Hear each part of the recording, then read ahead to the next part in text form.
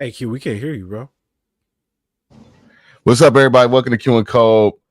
Sorry about the technical difficulties to start the show today. How's everybody doing today, man?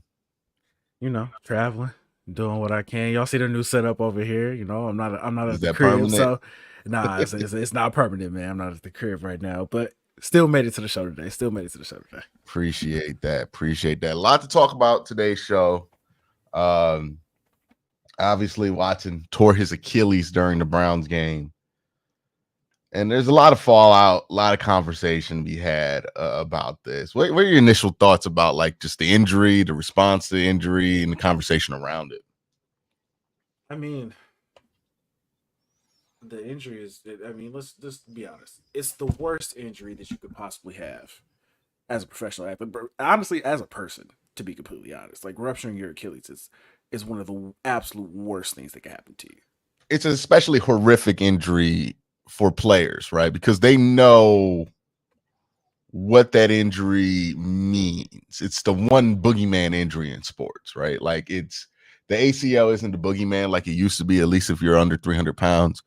But the Achilles is still the boogeyman injury, right? That's still an injury where you fear somebody's never going to come back the same from.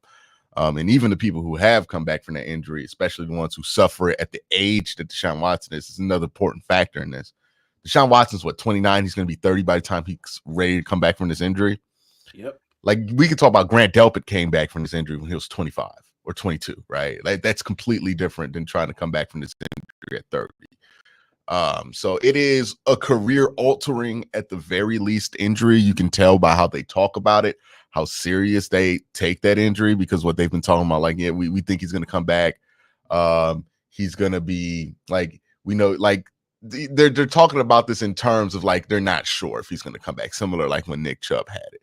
And that was one of the more graphic Achilles tears that we have ever seen. Yeah, it was one where it wasn't even questionable. Like you knew it immediately. As soon as you saw it, you knew. I was like, yeah, his Achilles is done. Like his Achilles is finished. You could tell immediately. Um, I listen, man. I don't wish that on nobody. You know what I'm saying? I don't wish that on nobody. It's especially if you've seen people actually get hurt on the field, or if you've seen people get hurt just like in athletics at all, even like broken legs and stuff like that. It's one of those things where I can't in good conscience just be like, yeah, man, I'm glad. Yeah, like things like that. But I do think that we have to talk about the reaction to him getting injured. Mm-hmm.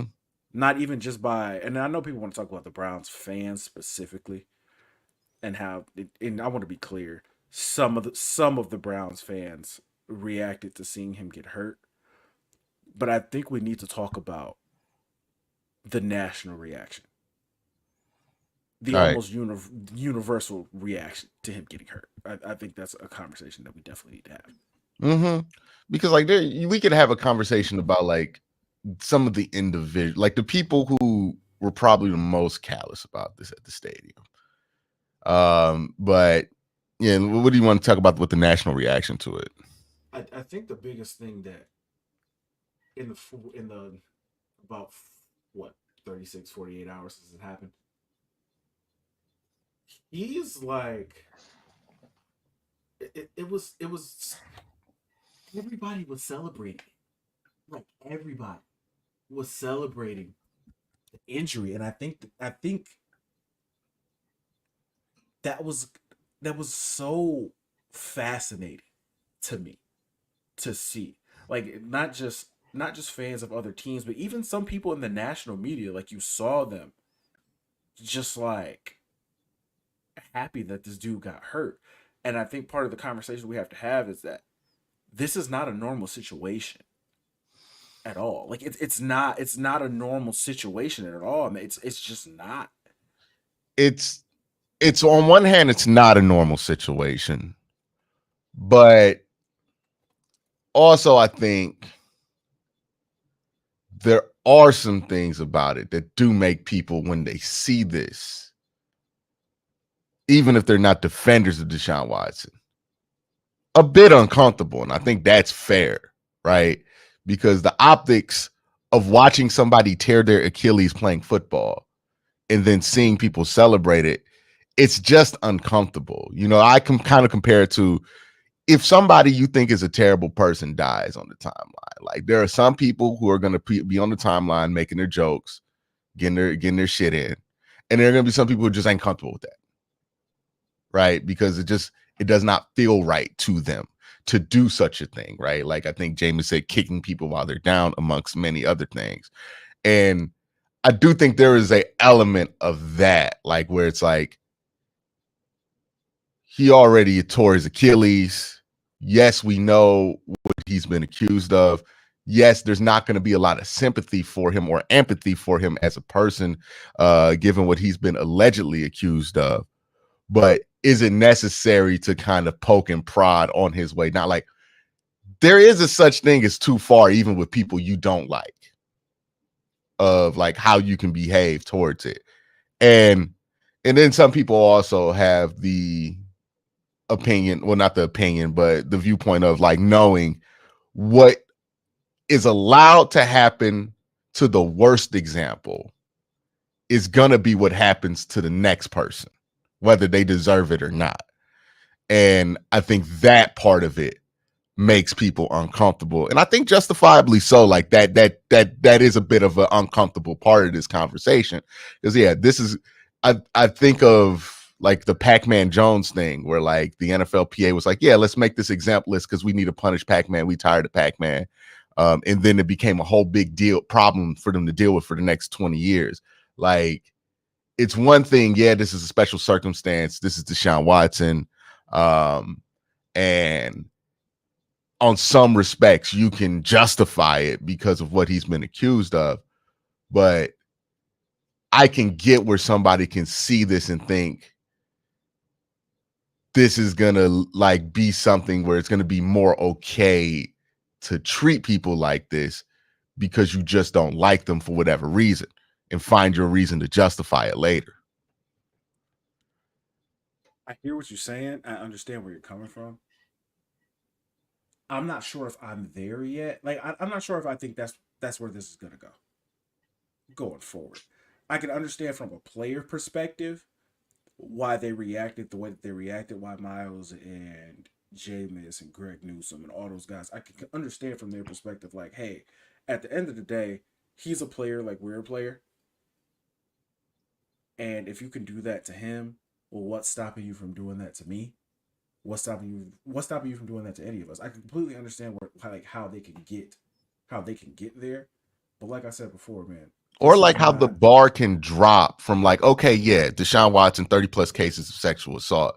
But it's like, what's going to be the bar for the next thing that justifies people like doing something like this to a player is, I think, a legitimate concern because we've seen this, right? Where it's like, yeah, the first guy who gets the treatment probably deserves it. But then the next guy who gets the treatment, the bar gets lower and lower and lower and lower.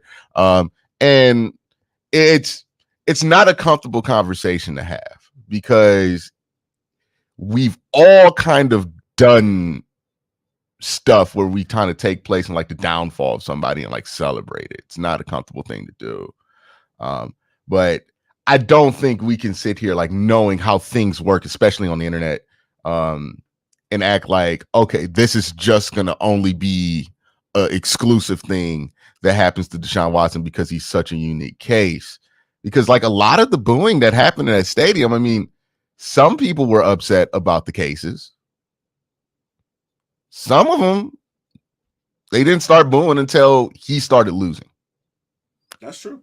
So it's that part of it, right? Like it's kind of like part of some people are using it kind of as a shield. Like, okay, well, he's this bad of a person, but it's not really why they booed, right? They booed because he was playing bad football. Not everybody in that stadium, but certain people in that stadium did. And that's what I mean by like, okay, well, now the next time something happens, then people will be like, well, I can justify it by saying that I think this person's a bad person off the field. And then what's the bar for that as that keeps going? It's like Miles flipped his car, so if he gets injured, I can cheer. Like it just gets lower and lower and lower as time goes on. And I think that's why the players are fighting so hard against like that in like almost every athlete is like fighting so hard against that being an acceptable thing to have done, because once that line does get broken, then it kind of does give permission to say, hey, if you don't like this person, it's okay to cheer that they're injured. Yeah, like I said, bro, I completely understand why they had the reaction that they had as athletes. I completely understand. Mm-hmm. I completely understand that. I don't think there's anybody who could listen to them and be like, yeah, man, it's unreasonable for professional athletes to think that you booing somebody who just ruptured their Achilles is a bad thing. Or you celebrating somebody getting injured is a bad thing that shouldn't happen. You know, LeBron came out and said, hey, man, like, you can't. Like that's not right. Like, it's not right for y'all to do that. So I completely understand their perspective on that. I think where they're losing people here. Oh, is the defense of Deshaun Watson's character included in that? Yeah, I think that's where everybody's like, okay, we're having two totally different conversations now. Yeah. You know what I'm saying? Like, defending, like, not celebrating somebody getting injured is one thing. Mm-hmm. I think anybody who's reasonable can be like, yeah, you shouldn't do that. That's a bad thing for you to do. It sets a bad precedent. It's just not, it's not a good place that we want to be in as people. Okay, I get that. When you start saying things like he's a model citizen, you know, he's had the world against him. You know, those kind of things. That's when it's like, okay. Well, it's like, yeah, he has had the world against him, but like, why? Why? Right? Like, you know, so that's the stuff where I think people rightfully can take umbrage with, where it's like, it's one thing to say fans shouldn't boo. I think most people are at that point, right? I think some people understand why it happened in that stadium. And I'm one of those people like, yeah, I get why that happened. We all kind of knew this was a powder keg. But you can't go to the, it's one thing to be upset about it. Like, and I'm not expecting Myles Garrett to go up there and like condemn condemn Deshaun Watson for getting charged with this whole thing and throw him under the bus for the things he's made. Like, that's not, he works with that dude. That's not something you would expect somebody to do in that circumstance, or at least being reasonable about it. So like, I'm not expecting Myles Garrett to condemn his character or anything like that, but you don't want him to go up there and basically like kind of gaslight you and say that he's been a model citizen, when it's like, I mean, there are a lot of people who credibly have accused him of not being a model citizen, right? So that is the kind of tricky part of this. And this is why, getting back to kind of the main point here, this is exactly why I thought it was not a good idea to start Deshaun Watson in this game coming back from a road trip, because this was a powder keg that we've known since what, the Commanders game. What was that, week 5? Yeah, that was week 5. Week 5. Okay, Watson should probably hit the bench. Like, this is done. They wanted to hang on to this so much longer than anybody wanted them to hang on to this. And they knew that there would be consequences to this. Because I was thinking about this. Because when I saw it during the game, I didn't think nothing of it. But then I really thought about it. Why was Jameis not the backup this week? From what we saw on the field, Jameis didn't seem like he was worse than DTR. Also, like, something I got to think about, Deshaun Watson took his first quarterback sneak as a Cleveland Brown this season in this game his whole time here. First time he did a quarterback sneak. Every other time it was Jacoby Brissett, it was Harrison Bryant, it was Jameis Winston. This was the first quarterback sneak he's ever taken in a Cleveland Brown uniform. And I think what they did not want to happen was to remind people that there's another quarterback on the roster. by trotting out Jameis Winston on 3rd and 1. Everybody getting excited. He gets the 3rd and 1, runs off the field. Everybody's chanting for it. Like they knew what this environment was. They weren't ignorant of it. Like to me, I'm like, that's why the DTR wasn't the backup, because I'm like, well, did they have an RPO package for him? Because maybe that makes sense, but they didn't run no RPO package in that game. Like, because maybe you're thinking, oh, Jaden Daniels ran on him. Maybe we could do it, but you would do that in the first half of the game if you have a special package for a team. So maybe it's not that. Like, that's a question you got to ask. Like, hey, why wasn't the 1 week Jameis isn't the starter is the week you play at home and you know it's going to be a controversial environment? Like, is that not suspicious? I know some people have tried to paint it as like, oh, they were trying to light a fire under Deshaun Watson, but Deshaun knows that that DTR not better than Jameis. Like, is that trying to I don't know what they were trying to accomplish there, but it seems like they were trying to accomplish something, because that is just too specific for it to be a coincidence, in my opinion. You know what I thought was really interesting this week? You know what I thought was extremely interesting? I thought it was interesting how early on last week we saw Mary Kay Cabot, reputable, highly respected reporter for the Cleveland Browns for an extremely long time, and will continue to be. But I thought it was interesting how earlier in the week she was saying that you have to continue to start Deshaun Watson because you have to see what you have. You have to see what he can do, and you have to have a large enough sample size to be able to say, okay, either this is going to work or this is not going to work. I thought that was interesting. She went from saying that to saying, hey, DTR is going to be the backup quarterback going forward. It's like, that's a little interesting.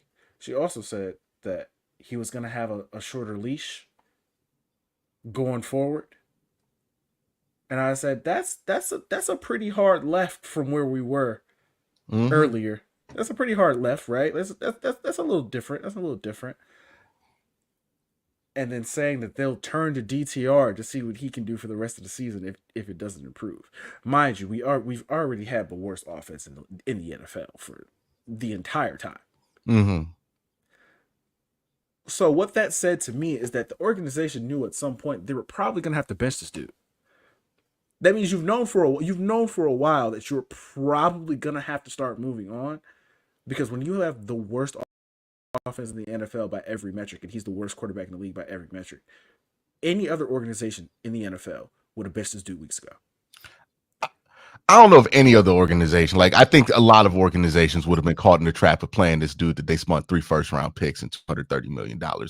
Like, especially if it's fully guaranteed money, you can make the argument that no organization would have spent $230 million of guaranteed money and put themselves in this situation. But any team with this current, like you got this money with all of the things you invested, sunk cost fallacy is a real thing. We all know about it. We all continue to do it. Like, this would have happened with any team that would have been in the situation that the Browns are in my opinion. I don't think it's just like, oh, a special thing for Jimmy. Any team that sunk this much into Deshaun, they're probably going to want to will this out as long as possible. The thing is, though, if you do this in Atlanta, it's not the same kind of fan base that there is in Cleveland or even in Carolina, right? Like, it's a different fan base. It's a different culture here. And we all knew going into this, it's like, hey, he's going to get booed if he gets injured here. It's going to be a really ugly. I think we talked about this situation verbatim multiple times on this show about why you would want to just bench him to avoid this situation. And my whole thing was like, yeah, it will be ugly for Deshaun Watson, but also it's gonna burn more bridges than the one you intended. Right? Like, yeah, the bridge is burnt with Deshaun Watson. I don't see how he can come back and play here. Like, I don't see how that's gonna happen. And I don't think anybody's upset about that bridge being burnt on either side. I think Deshaun was probably tired of this, and the people of Cleveland were pretty tired of him as well here. But when you create an environment like this is like a visceral thing. Like this is going to be what would they call that in the Spider-Man movie? When it's like a super serious moment, a canon event. Yeah, this is like, this shit was like, the people who witnessed that ain't gonna forget that were on that field. Like, that was ugly. They're not gonna ever, and a lot of them have never seen anything like that. Like somebody getting carted out and booed while the car, and like, I think they're exaggerating how loud the boos were, but they definitely heard boos. So like, they're gonna amplify. It's a ugly situation. And while we can try to understand where the players were and then understanding where the fans were, because like the fans were at this point fed up. Not only were they dealing with the burden of Deshaun Watson and everything that he brought to this team off the field, but also you're dealing with the burden of the fact that he's not good and the team is 1-6, right? So this was a powder keg waiting to be exploded, and anything could have set it off. Cole, 2 interceptions could have set this shit off. Like, it didn't need to have an Achilles injury. Like, another 3 and out was going to set that shit off in that stadium. Like, that's what that, because it was already getting to that point, because they were getting 3 and out. Well, they weren't getting 3 and out, but they were getting punt, down on downs to start that game. And then you could just hear the fans losing patience by like the second quarter of that game. And then like, he has one of his best drives of the season right before he tears his Achilles. And that is kind of just what was going to happen. It was a powder keg. It was created by Jimmy Haslam, by Kevin Stefanski, by Andrew Berry. Like, whether it's something that all 32 teams would have done or just them, they continued this when the signs were there that they should probably not continue this, that there were going to be consequences to continuing this. They wanted to push this thing out to the bye week. And this goes to my largest criticism about the Andrew Berry, Kevin Stefanski, DePodesta era. They make too many decisions without considering the practical fallout of those decisions. It's all about what's going to happen on the field. It's all about the spark scores. It's all about, what happens on paper and ignoring everything else. But these decisions have consequences in the real world. The fans have to deal with some of these consequences, right? Like, it's not DePodesta and Andrew Berry that has to defend the team. It's usually people who watch shows like this who have to defend the team. That is something I don't think they've done a good deal of respecting of. And that has led into them making decision after decision without really thinking about how people will react to those decisions. And I'm not saying you got to not do something because the fans don't want you to do it. But if you're going to do something unpopular, you at least have to have the understanding that what you're doing is unpopular. And that's the thing where I'm like, they make these unpopular, like when they brought in Deshaun Watson, like just thinking back on it, they brought this dude in like he was going to have we got the franchise quarterback press conference. Like, they just really just wheeled him in. And it seemed like Deshaun Watson was surprised he wasn't getting a happy welcome in Cleveland. And it's like they ignored what the potential impact of like, okay, this guy has been accused of a lot. He's not well liked right now. How's that going to impact the fan base? And then they ignored what that could turn into if he starts playing bad. Like, I wonder, did anybody in this front office ever consider the situation like, hey, what if he's not good anymore? What if he doesn't? What if we don't win with him at quarterback? What happens then? Because when you have somebody like this, you got to consider like, hey, if it doesn't work out, it's going to get sour really fast. Because like, at least with Baker, when it went bad, people liked Baker as a person. Loved Baker. Yeah, like Baker was a beloved figure in Cleveland here. And that's another thing, Cole, that they didn't consider. You replaced Baker Mayfield, who, was polarizing by the end. But a lot of people in the city loved Baker Mayfield to the point where, like, they still, like, root for him in the Buccaneers, right? Like a lot of people really don't like that's I'm not even trying to joke. Like they really like this dude. It's not a joke. It's just funny. It's just funny how, like, if you took a poll right now, if you took a poll of how the fan base felt about Baker Mayfield in the moment, like, you're probably getting what? Yeah, but when he left, I think it was like 70-30. Like, yeah, people were done about 70-30, but the 30 was really like rocking with Baker right at the end. But a good chunk of the 70 didn't have a personal problem with Baker Mayfield. Like, some people, like, there was a good chunk of the 70 that like did not like Baker as a person, never liked him as a person, right? But that was a similar like 10-20% of people.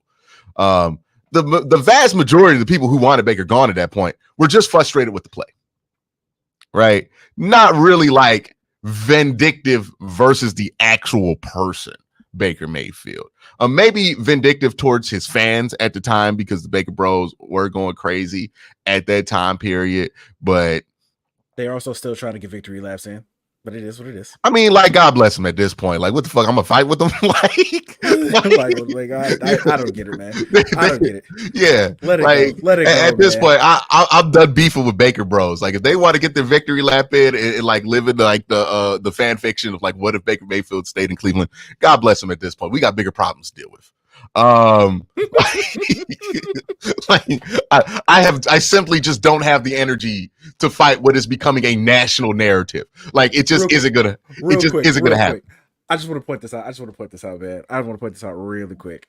I watched the Bucks play the Ravens last night, mostly because I had to for it. I watched them play, and the whole time I'm watching Baker, I gotta do it, bro, because I think it's ridiculous. The revisionist history of everything that has to do with Baker Mayfield is so ridiculous. Absolutely. They do that every time. So ridiculous to me, bro. I'm sorry. Again, it's fan fiction. The idea that like he was just gonna kick it here after 2022, after 2021, right? We talked about it at the time where people were like, you could have just hung on to Baker Mayfield. Like, dude, did you not? He didn't show up for the last game of the season. Like, it's so whitewashed and revised and all of that, but Fox and ESPN have put their power behind that lie, and I'm just resigning myself to know that's a lie I'm gonna have to fight for the rest of my life. Like, it just is what it is. They have put a lot of power behind that propaganda, like a lot of power, because it's a clean, nice narrative. But if you were here and you're like being objective about it, we know that the Baker Mayfield saga was gonna end. The Baker Mayfield saga was doomed in 2019. Right, when you let him hire a coach in his second year in the league, and that's what I want to talk about. Yeah, Go ahead. You can go. Because I'm like that. The thing that doesn't get discussed enough is like, yeah, the reason Baker didn't work in Cleveland is because he got way too much, way too soon. It gave him this giant ego early on, and it was something that he literally had to risk almost being out the league, wearing 17 on the Rams. Okay. Before he got humbled. You will never let go of the fact that he had to wear 17 on the Think about that, though. Think about how low you get in your career to where you can't even wear your number. You a number one overall pick. You just wearing random numbers. You wearing practice squad numbers. Like, that's how quick it went for him. And then he got it back together with the Buccaneers. But the Baker Mayfield thing was failed before Kevin Stefanski stepped into that building, because like, yeah, we got something out of him in 2020, and then the whole beef with him and Kevin in 2021 about what he's going to run and what he's not going to run and whose team it is and isn't, and all of this stupid bullshit that we dealt with Baker Mayfield in 2021. Thankfully, he's grown out of it, but it wasn't going to happen if he stayed in Cleveland, where we were out here chanting his name and giving him run over ownership and letting him hire coaches and basically telling him he could do no wrong. It was never going to happen here. Like, it's complete fan fiction. It honestly, I remember saying this shit in 2021. I don't know if you guys remember. I was like, hey, the best thing for Baker Mayfield would be to play with the Tampa Bay Buccaneers, like sit out for a year. I remember you saying that. Yeah, because I'm like, he needs to just decompress from all of this, right?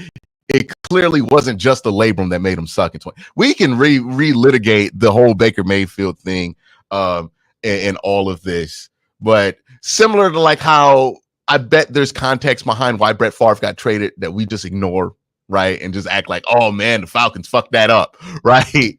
Or with Drew Brees or whatever situation this pops up in. That's just going to be ignored in order to tell this little tight story. And they're going to do like an NFL Films documentary on it.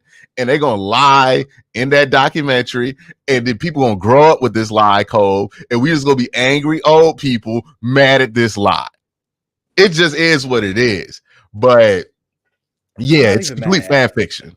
I'm not it's even like mad fan at the fiction lie. to the point where everyone's saying, oh, Baker brought hope to this city. I'm like, he didn't bring any hope, man. We weren't going nowhere. It's like the Jarvis Landry changed the culture thing. Something similar to that. we got it's a little ridiculous. But just to get back to my point that I was saying, I was watching Baker and I was just like, hey man, I'm not gonna lie. This looks like 2020 Baker, but he was throwing to Mike Evans and Chris Godwin. Like I was just like, I watched Baker. I'm like, hey man, this looked like the dude that this looked like the same dude that we had. He just throwing a way better receiver in Tampa Bay. And as soon as they went out, I was like, man, as soon as and he's got a really good offensive line there too. Yeah, and the 2020, the offensive line was good. The offensive line here was good. And the thing with Baker that I think is important to remember, because it's easy to lose perspective of this, because we're talking about Deshaun Watson, who's the worst quarterback in sports right now, or at least was the worst quarterback in sports at that point. Yep. The issue with Baker Mayfield wasn't that he wasn't capable of playing good football.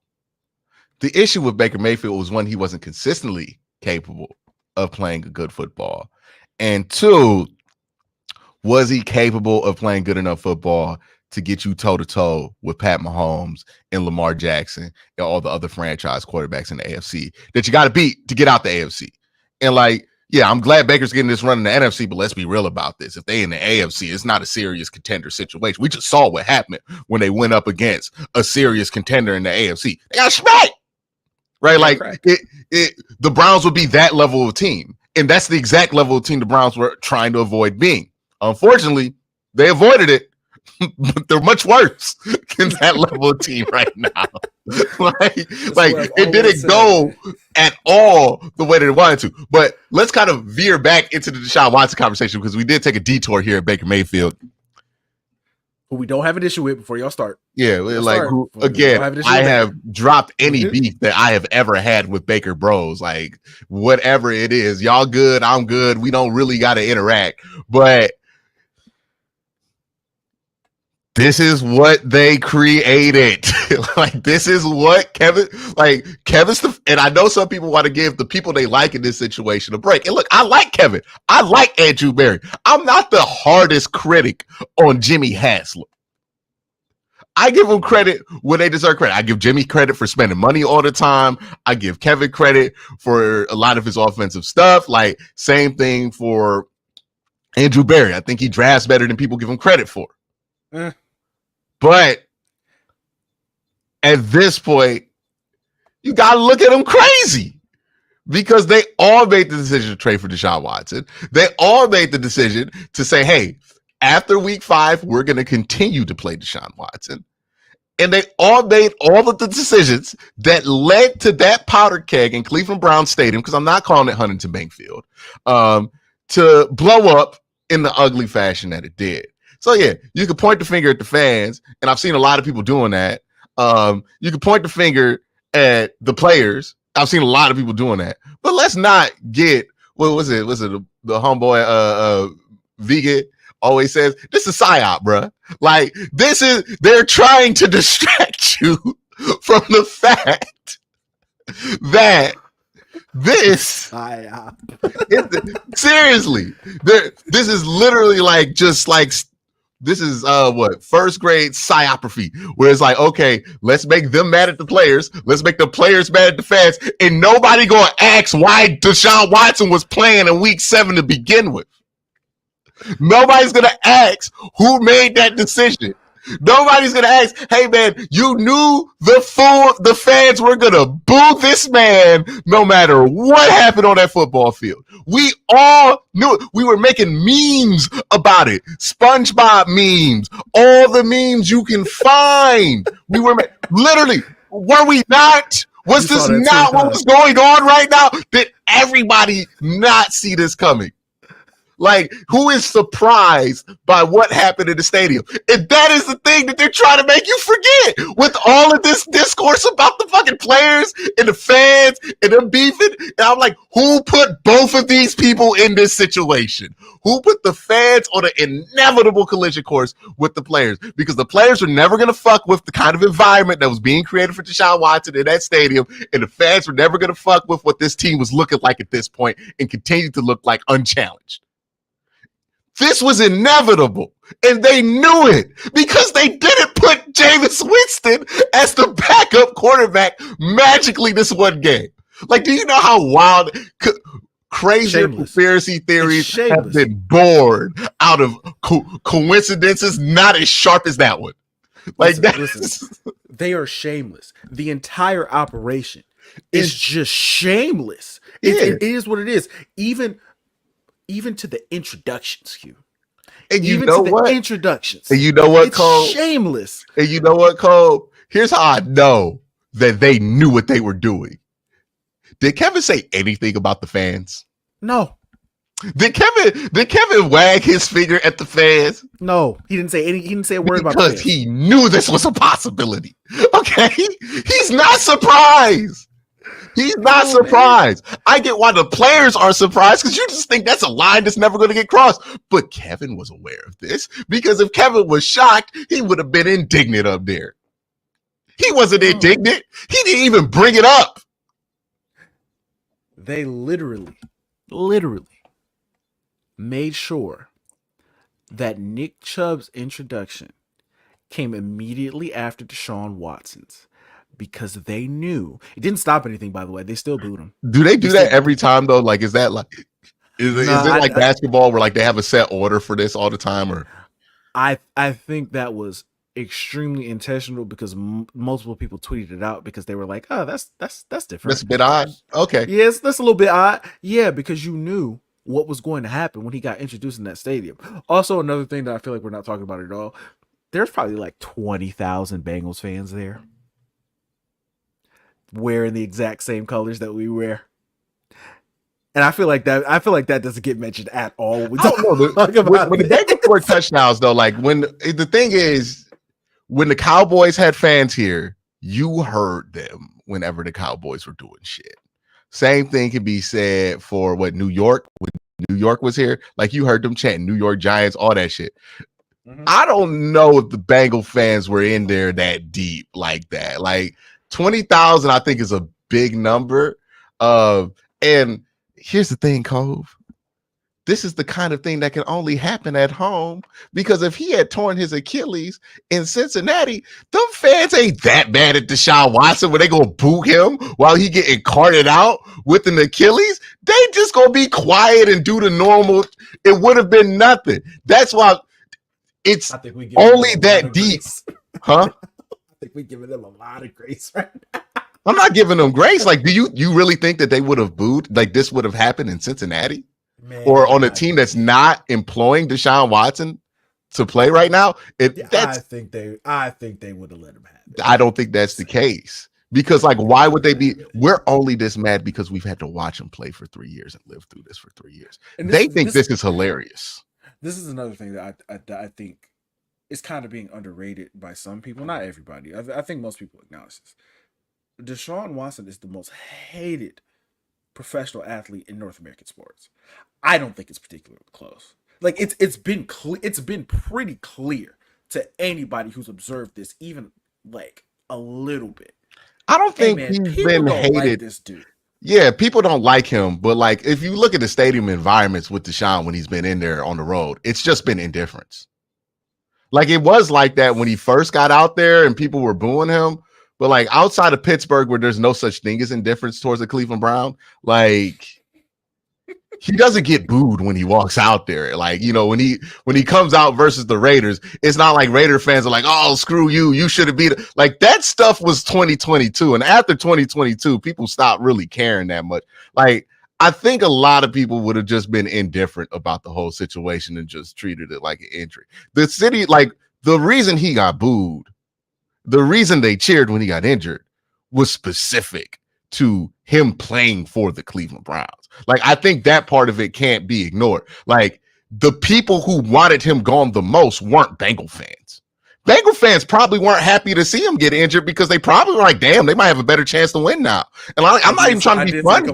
I did see a couple tweets like, yeah, damn it, like I'm not even trying to be funny, but that's how bad the perception of his play has been. Where it's like, oh, he goes down. Like, if that goes down in Cleveland in Paul Brown Stadium, they're like, oh man, like they're kind of nervous about it. They're not like ecstatic about it, right? Like that only happens on the road when the player is great. Like KD went out in 2019 in the 2019 NBA Finals, and like Toronto fans cheered because they were like, thank God we can win the championship because he's not going to play. That's the only time an injury gets cheered on the road. If they don't think you good, so crazy, by the way. Yeah, that's so crazy to look back on. Yeah, dog. And if they don't think you, and then Drake had the whole thing where he was like, but he was fake upset. Yeah, but if you're on the road and you get injured and they don't think you're good, they're not gonna cheer that because they're like, oh, like even the most selfish motivation would be, damn, they might be better now that this dude isn't forced to be out there. Especially in a situation where you're like the Browns. The perception is that the Browns are forcing Deshaun Watson out there on the coaching staff. That's not necessarily the truth, in my opinion, but that's the perception of it. So no, I think if this happens in Cincinnati, if this happens anywhere else, nobody's cheering because they're like, oh, like they're indifferent. They don't have this intense hatred of Deshaun Watson that people have in Cleveland because this is partly to do with where the team is at too. Man, I don't know. Maybe and it's not saying that Browns fans are specifically bad. Let me make this point clear. Any fan base in this situation probably has a similar reaction. Probably has the exact same reaction. Let's be honest. Depending on how passionate they are. Because like if this happened in like, let me not disrespect the homeboy JP. Like if this happened in Tampa Bay was 1-6 and Deshaun was their quarterback, there's probably not enough people in the stadium for it to matter. Oh no, I was about to say in Jacksonville they 100% would have reacted the exact same way. Yeah, 100%. Like it depends on like how much people would care after a team. Like Cleveland is one of them cities where we gonna care, even if the team happened. Like if this happened in Philly, 100% gets the exact same reaction. Yeah, this might have been worse. New York, it's probably worse, right? Boston. Ooh. Even like Pittsburgh, you know what I'm saying? Even like Pittsburgh, it would have been terrible. Well, I don't know. I don't know about Pittsburgh. Oh yeah, they would have let him have it. They would have let him have it. I don't know. 100%. I don't know that, but I've been around folk in Pittsburgh. I don't know how they would have reacted. Bro, do you remember what they did to Michael Vick? Yeah, but that was Cook Michael Vick. This is Cook Deshaun Watson. I don't know about Pittsburgh, but yeah, a lot of different places. Chicago, this would have happened, right? I don't know in Detroit if this would have happened, but like, it's not exclusive to the city of Cleveland because again, it was about the circumstances that were created here. But those circumstances were unique to playing at home. Is my whole point, right? Like this was something you could have got away with while you were on that road trip is playing Deshaun Watson. It was unique to like, you cannot play him at home because this is the environment that you have created and it's going to get set off if anything happens. Yeah, I get what you're saying. It's one of those things where it's like, hey man, we've been telling you for weeks what was going to happen. Yeah. We were telling you for weeks how the fan base is going to react to what's going on. We were telling you for weeks you need to bench this dude. We were saying you need to bench this dude purely on performance. Purely on performance. You need to bench this dude for the football team, for the fan base, for everybody. You gotta bench this dude because he's just not good. And you drug this entire thing out until he got hurt. And now this is where we are. And now we're fighting the fan. Now we're fighting the fan base. The fan base is fighting with each other. The fan base is going at the players. It's a shit show, man. I told Cam Justice, I'm like, man, this feels like I'm watching a train wreck and I'm watching a train come across the tracks like in like 3 hours, and this dude won't get out his car in the middle of the train tracks. And that dude is the Cleveland Browns. It's like all of the stuff that has made this season go so wrong up until this point has been so avoidable. It's like you're literally watching it, and I'm like, I knew this was gonna. The second he went down, I was like, oh boy, here we go.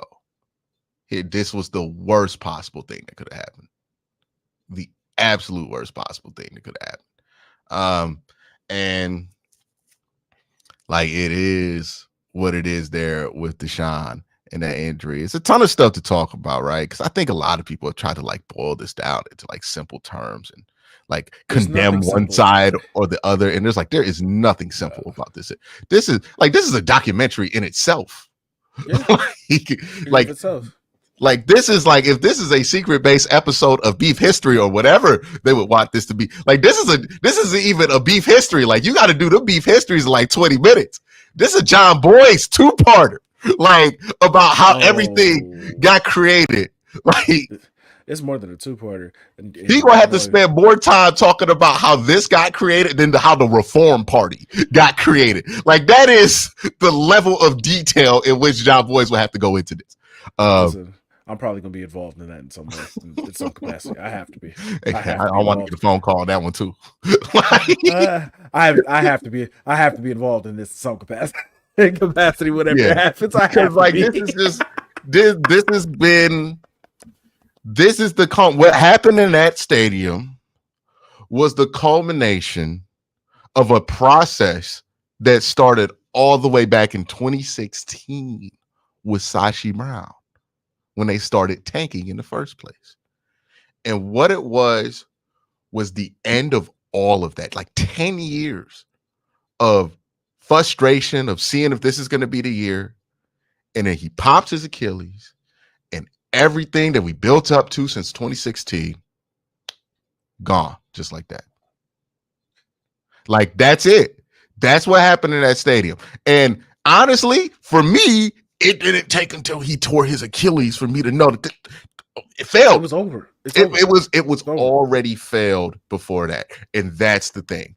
They didn't want to admit failure, so they got forced it upon them, and they took their chances and they lost.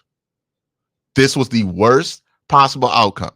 And like, are you going to be able to keep your job? I don't know. I don't know if you're going to be able to keep your job, right? Like, are you going to be able to fix this mess? I don't know. Like, you're looking at this and you're like, man, Myles Garrett's upset with the organization right now. You're looking at this like, you got key players that you need to make happy. You need to make some changes. And it might not just be good enough to make some small changes. You might need to make some serious changes. And serious changes mean Kevin Stefanski and Andrew Berry. Like, whatever you do, you need to go into next season making this team feel very different than what last year's team was. Like, that's just what it is. And it's just one of the most avoidable situations of all time. You want to talk about they shouldn't have traded for him? I can understand why they make that mistake. But doubling down on it until week 7, when week 5 we knew everything we needed to know, was a mistake. Now I remember saying like, hey bro, I can't help you out if this blows up in your face, and it just blew up in their face. And the crazy part is people ain't even pointing at them yet. Wait till everybody gets done being mad at each other to think about like, hey man, what the fuck happened? Why did he play in that game? Why? Like, I don't know, man. It's fascinating how this whole thing came apart and how people who I think are good at their jobs at times and smart people made some of the dumbest decisions you could think of in this moment. And it continues to plague the Cleveland Browns. We continue to hire some people who are decent. You would think would be smart enough to not make these mistakes, but they put themselves in a position to be stupid. And that's what the Browns front office did. They put themselves in a position to have no other recourse but pure stupidity. I don't disagree with anything you've just said, but I will say, for as stupid as they've been, and they probably should get fired. To be completely honest, like they probably should get fired. I don't think they are getting. I don't think Andrew Berry. I don't think anybody involved in this is gonna get fired. I Well, think they're gonna survive it. I think they're gonna survive it. do you think they here's my question too. If they survive it, is it one of those things where we're on a short leash next year? I don't know. I don't know, and I'm going to say this is why I'm going to say I don't know. It's easy for us to just absolutely rip Andrew Berry and rip Kevin Stefanski because we're in the middle of what in my opinion, the most disappointing season this team has had in an extremely long time, given the expectations coming into the season. Now, this is the most disappointing season they've ever had, I think, as a franchise, to be honest. Yeah. I've said that. I think this is the most disappointing season they have ever had because you came into the season with expectations that they were actually going to be able to compete for something meaningful. Well, and not only is that not happening, they're probably going to get a top 3 pick. I do have to put a caveat. In 1995, they started the season as Super Bowl contenders and ended the season in Baltimore. Probably not a more disappointing season than that.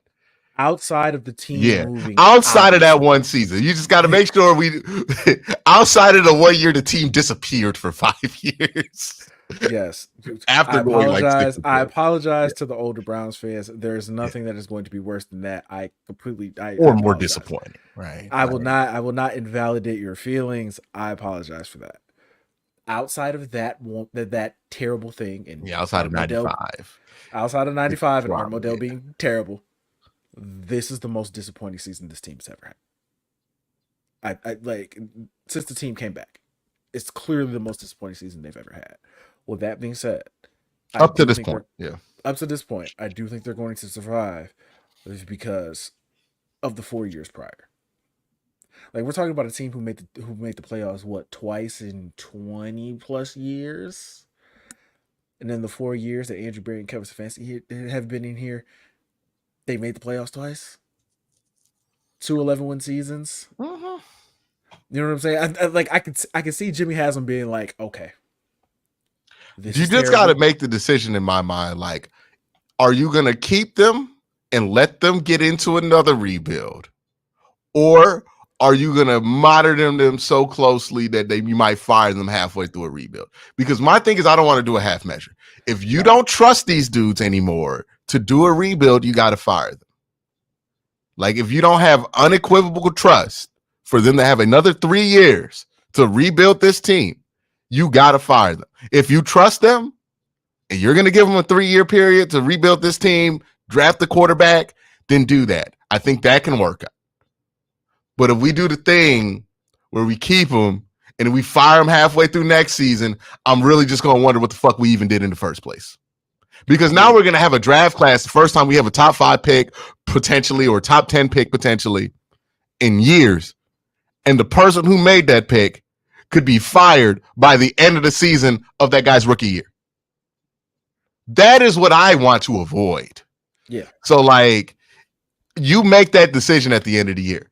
Are these the guys that are going to be your next rebuild or are you going to go somewhere else? That's it. Like once you make that decision, though, you're locked into that decision. You can't go halfway with it. You want to make offensive coordinator changes, like I see Mike suggesting. Sure, you could do that at any time, right? But because Kevin's really the offensive coordinator, no matter what. Like even though Ken Dorsey's putting in new stuff, and you can make small changes. But when it comes to that big change, if Kevin or AB gonna be here, gotta make that decision, and you got to stick with whatever decision you make. Yeah, I think they're going to get a couple more seasons here to try to dig themselves out of the hole if they put themselves in. Now, if you're asking me whether or not I'm confident in Andrew Berry to be able to kind of like fix this roster, that's a different conversation entirely. I'm going to say don't feel the greatest about AB right now.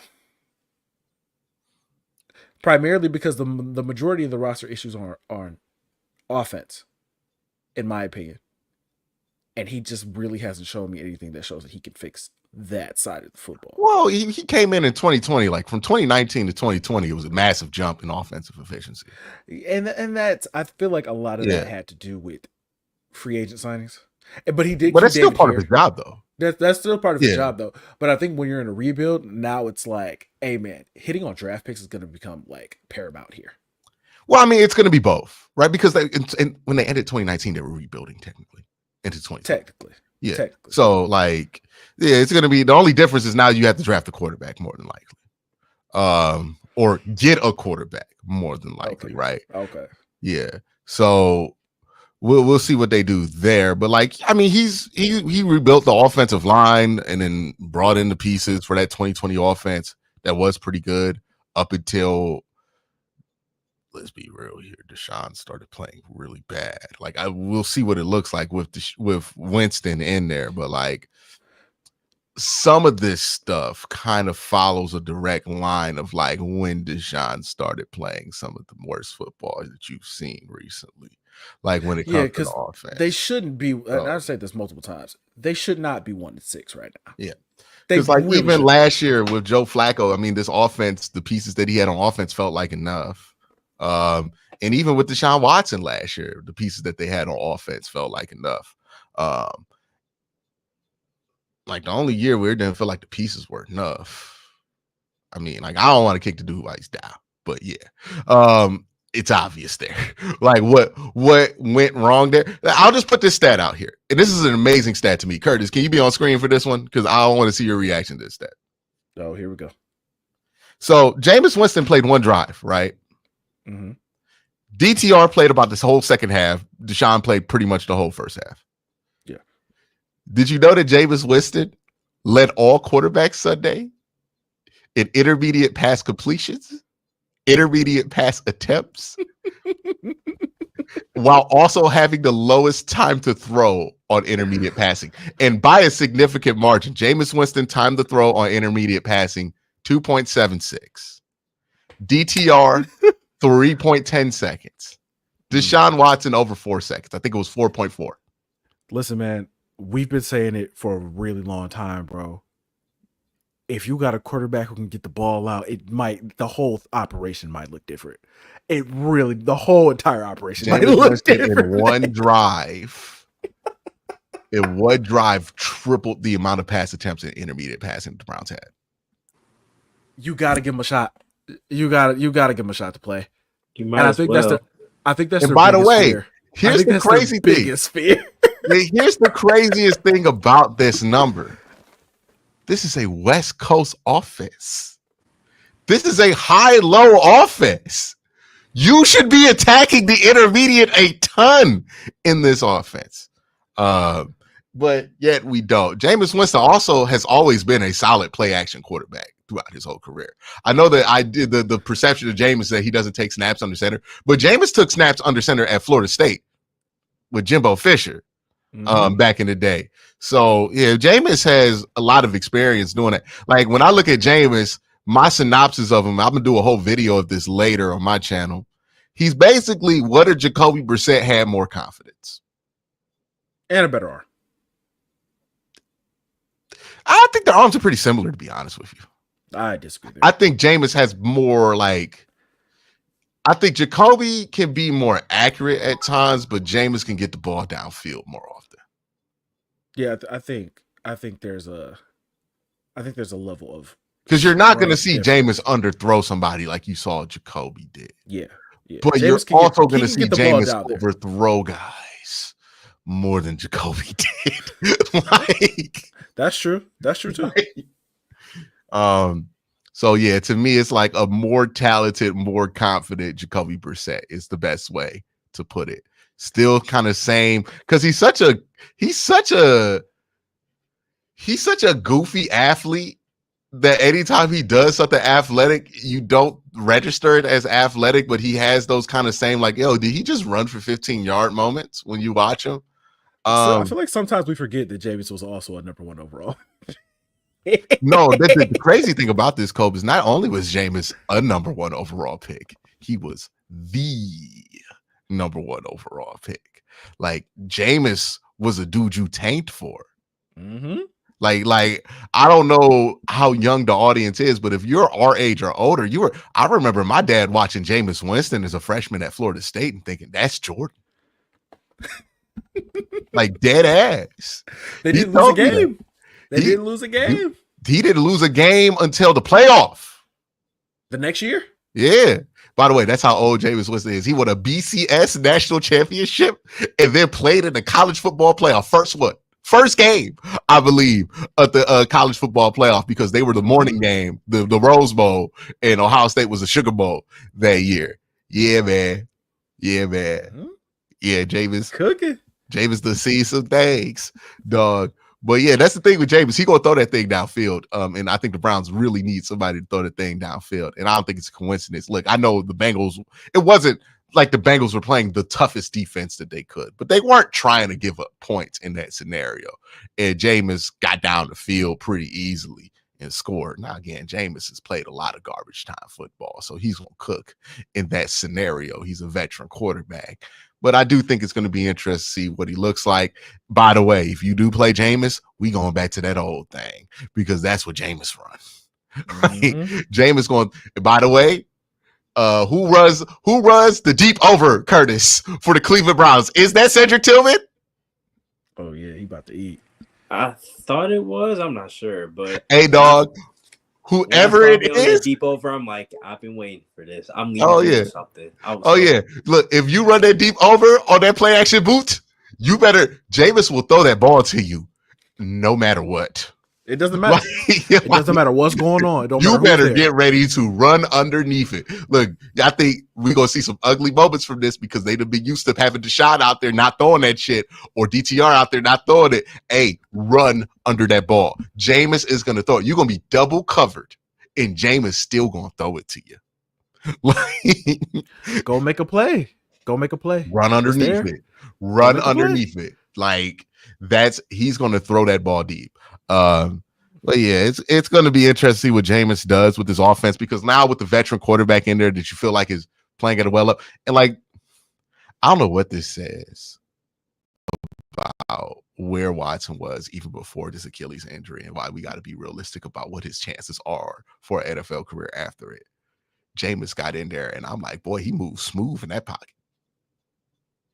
Did you see that where he hitched up, turned right, and then dumped it off to Cedric Tillman? I'm like, damn, man, it's been a minute. Like since I see somebody navigate the pocket that smooth.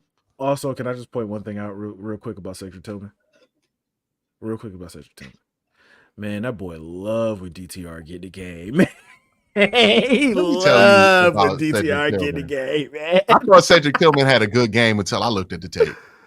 If you just look at the stats, you like, man, Cedric, what happened with Cedric? Cedric Tillman caused that interception, by the way. Yeah, 100%. 100% caused that interception. That was what he thought that ball was coming to him. And I'm just like, at this point, I don't know about y'all, but I've never been more out on a dude after getting like 87 yards in the game than I have been on Cedric Tillman. Where I'm like, yeah, I'm out. He tried to catch that one ball that Jameis threw to him like this. I'm like, he just don't got it. Like, he's don't got it to be a top tier wide receiver in this league. He's not going to be that. He's going to be like a supplementary guy, a guy who can catch a couple deep balls maybe. But like, put Jamari Thrash out there, man. Put somebody out there who has some actual receiving skills. Like, he's just a utility guy to me now. Because like too much shit like that. Too much. It's 2024. He's in the second year and he's trying to catch. He has a mesh. He has a drag underneath, and he knows the drag rules are man zone. You keep running until you pass the tackle, and then you sit. And this motherfucker sits down in front of the ball route, in front of the center. Why? Like, why did you do that? You can see DTR furious when he threw it. He's like, what are you doing? Why are you? Because what he did was throw a first down to Jordan Akins. Atkins, my bad. Jordan Atkins threw a first down right to him. Ball route open. Did a great job holding the linebacker, going through his progression, threw that thing, and then Cedric Tillman came in there. Terrorism. Just tore it up. Blew that thing up. You called it terrorism? It was terrorism. Everybody was going about their day in that offense, about to get a first down. Here comes Cedric Tillman out here tipping the fucking ball for no reason. And then, like, even if the excuse is, the ball was behind him, even if that ball was supposed to go to Cedric Tillman, Trey Hendrickson dropped back in coverage. So, like, well, I don't know what happened there, but you lost your life.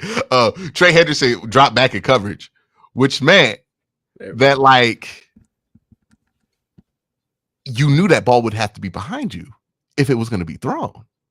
It just is what it is, Cole. Go with it. It just is what it is. It is what it is, man. It is what it is. Yeah. We done. So, like, yeah, man. Cedric Tillman, I got the ick watching him play on tape. I'm like, yeah, man. I don't believe in him. We need to draft somebody or sign somebody, right? Because he ain't got it. He ain't got it. He ain't got it. Man. He don't got that stuff that great receivers have. We got super chats, Curtis, that we can put on screen, man. Yeah, we do. I'm about to pull them up right now. Bet money. So the first one is from Ray Rags. He says the Browns allowed that environment to happen by not benching him. Was it a good look on the fans? No, but I do fully blame them. No. Yeah, man. I'm not about to sit here and just antagonize the fans or try to criticize the fans for a situation that the organization put everybody in. It's their fault. It's the Browns organization's fault. That's what's fault it is. All right, next super chat is from Sammy. Not only did everything that could go wrong with watching the Browns, it somehow went more wrong than anyone could have predicted. JMO being Ravens.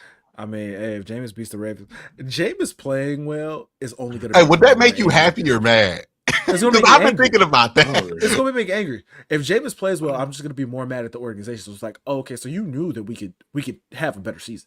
You knew this. Y'all all knew this. But I'm not about to be mad at the rare winning over the Ravens scenario, especially when you won in 6. Like, I've been thinking about this for a while too. I'm like, hey, bro, they win next week. Because I do think, for whatever reason, there is a chance that they win next week. Because, like, the one thing that this whole thing has done is it does galvanize the team together. Right, like they're furious, their anger at the fans probably going like galvanize them together, want them to play strong for their brothers and all that shit. And then Jameis out there leading the pile, you know, saying the crazy shit in the pregame huddle. They probably gonna be pretty ready for this one. And like the Ravens are just coming off whipping ass at the whipping ass at the whipping ass. They usually have a letdown game around like the third ass whooping, right? Like once they're going into the fourth one. Now again, we could just get our ass beat. Wouldn't be surprised at all. But I did think about that watching that Monday Night Football game. If we beat the Ravens after they did that on national TV, could be some interesting reactions. It's just gonna be more. It's just gonna like, be more if criticism. Jameis throws for 4 touchdowns, because like the Ravens have been letting people score points all season. It's like if we finally get over 20, Jameis throws 4 or 5 touchdowns, something crazy like that. Puts up like one of them. What was it, the Andy Dalton stat line when he came in relief of Bryce Young? Ooh boy, I think we're gonna relitigate this conversation of, hey man, why wasn't he benched before week 7? That's what I'm saying. It's that's the whole thing I've been trying to get to. Like, hey, bro, he should have been benched a while ago. It's only going to lead to more criticism.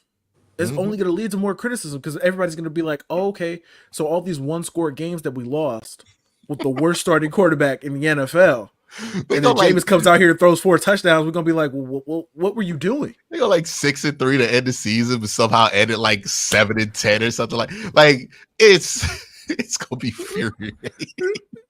Imagine we end the season 7-10 with Jameis Winston. No, 8-9. Like 8-9. Imagine. Bro, 8-9. Like we play 11-5 football down the stretch, but we missed the playoffs because we kept playing. But like, even if they get to 6 wins, I'm gonna be like, hey man, if we would have let Jameis play against the Giants and the Raiders and the Eagles and just let him start the Bengals game, would they have actually made the like? I don't want them to go on a run because it's just going to piss them off more. Also, like, here's another reason why I think they're probably going to go on a little bit of a run here, Cole. Quiet as kept. The defense been playing well the last 2 weeks. The defense hasn't been the issue. Yeah. The defense has not been the issue. The defense started off the year, and like you could blame them for some of the problems, but like the last 2 weeks, I'm like, yeah, they got nothing to do with them. Like, Yeah, they've been playing fine. They're like they gave up middle of the road. 14 points versus somebody that everybody swears to be as an MVP candidate. By the way, Lamar Jackson, MVP, third time. It's crazy. It's going to happen. It's happening. It's crazy. It's crazy. Who else is going to win it? Who else is in the running for it? Josh Allen. Man, don't ever want to get that shit to Josh Allen, man. Like, you asked me who else was in the running. I'm just telling you who else was in the running. Every time Josh Allen gets close to getting the MVP, he does something that makes nobody want to give him the MVP. He hasn't thrown a pick yet, so he's got that going for him. So we waiting on that? Who knows? He might break it this week, but I don't know. Yeah, he hasn't thrown a pick yet, so until he throws it, it is what it is. He could break it this week. Josh Allen? Oh, yeah. Hey, real quick, I got to ask a question. What happened to Dustin Hopkins? Hey, man. Life. He had a great year. He had a great year. What happened to Dustin Hopkins? It's over. He has not been getting any criticism at all whatsoever. And I would man, and like you could legitimately blame him for like 2 losses at this point. Like, you can legitimately blame him. I've never seen somebody skate by. Yeah, man, like because even on the kick return touchdown, he didn't kick that shit where the coverage was supposed to be. So like he's responsible for that. Like yeah, man, like he because he kicked that shit left corner right at the fucking line with no airtime on it, and it was yeah. We ain't been talking about it. I want to talk about it. Look, and here's the thing: Deshaun Watson is not why the Browns lost that game Sunday against the Bengals. It was all special teams.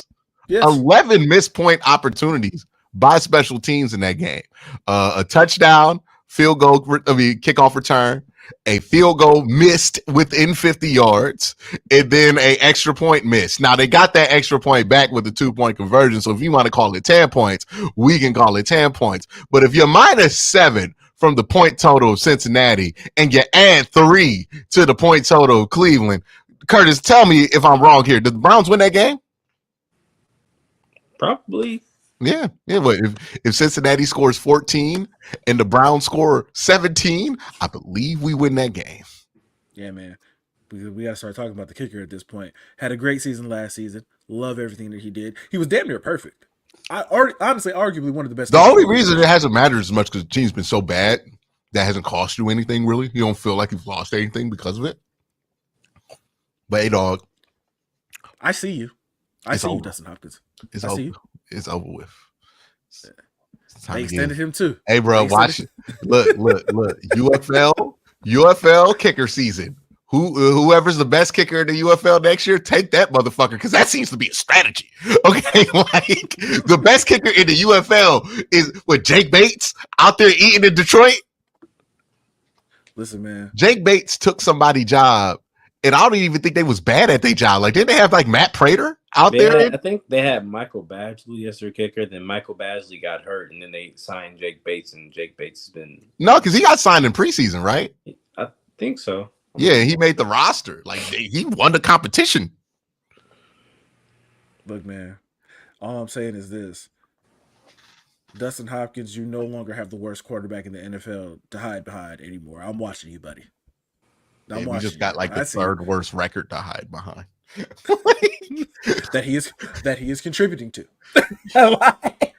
Right. Yeah, but Dustin Hopkins definitely skated away with. We got more super chats. Yeah, we do. We got another one from Ray Rags. He says, I hated being a Browns fan on the internet since the trade. I hate that anytime I say anything about the Browns, I was marked as a DW4 apologist. I don't like that, man, but what am I supposed to do? Not watch the team I've loved my entire life? Man, I feel you, Ray Rags. We was here first. Why we got to stop? You know what I'm saying? Like, we was here first. Why I got to stop loving the Browns? Because he here. I feel like that's ridiculous.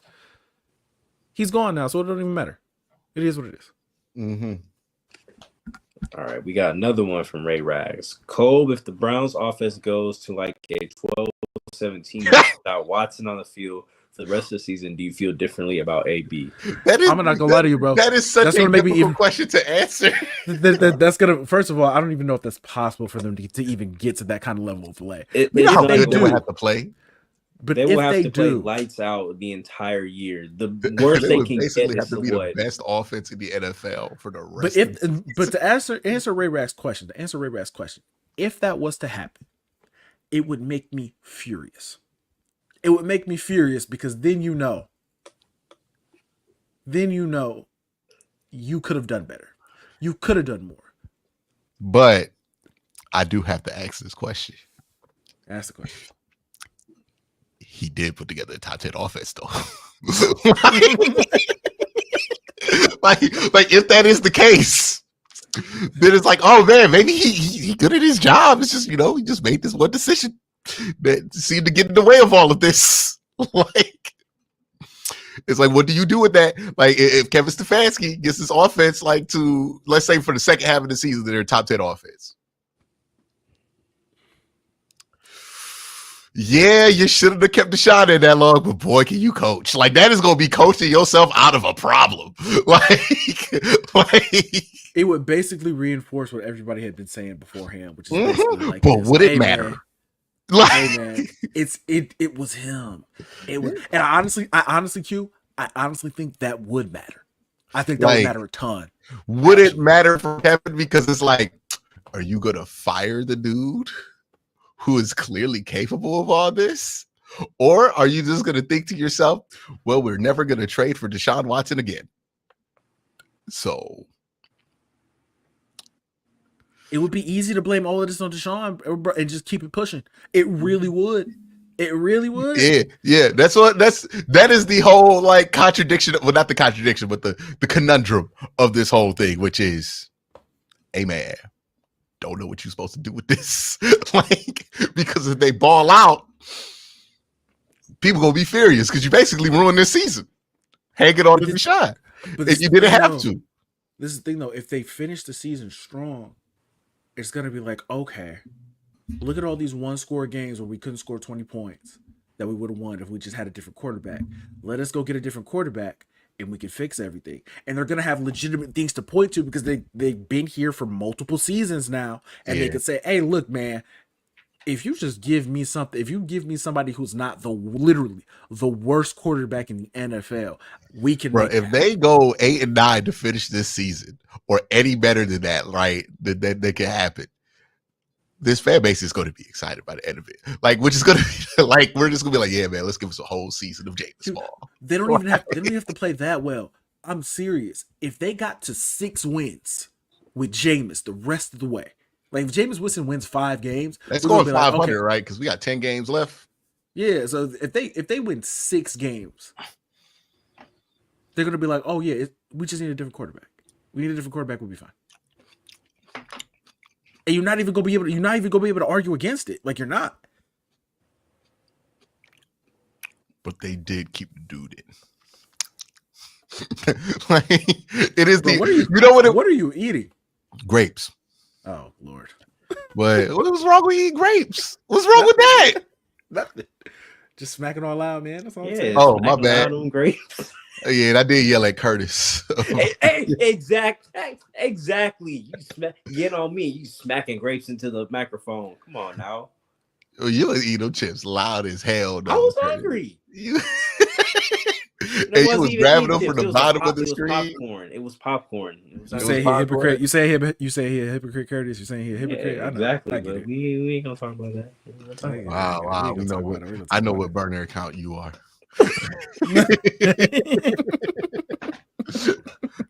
Wow. You said we a burner account. That's good. You gave yourself up. I figured you out.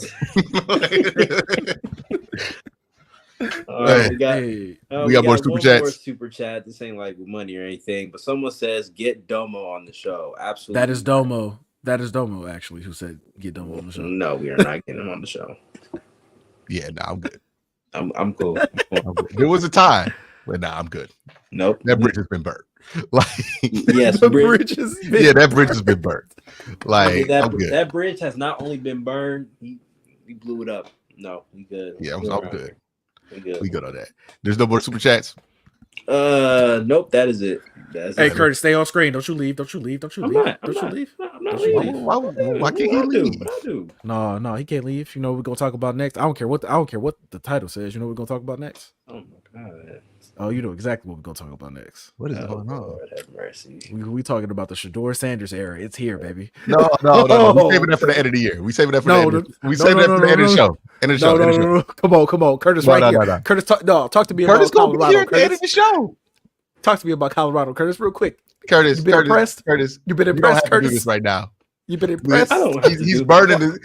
We worked all day on the outline yesterday Yes, to make and he sure that tryna- we structure it in a certain way, and you try to terrorism right here, Paco, right? Trying to blow the show up in the middle. Curtis, you good, bro? Exactly. Yeah, you good. You I good. see you in a little bit. I see you The in a little next bit. topic on this show is the Oh, WNBA Finals. That is okay. what we're talking about. Okay. We'll talk I'll about see Curtis later. Colorado in about 2 topics. And one of those topics is baseball. So you know we ain't about to spend no time on it.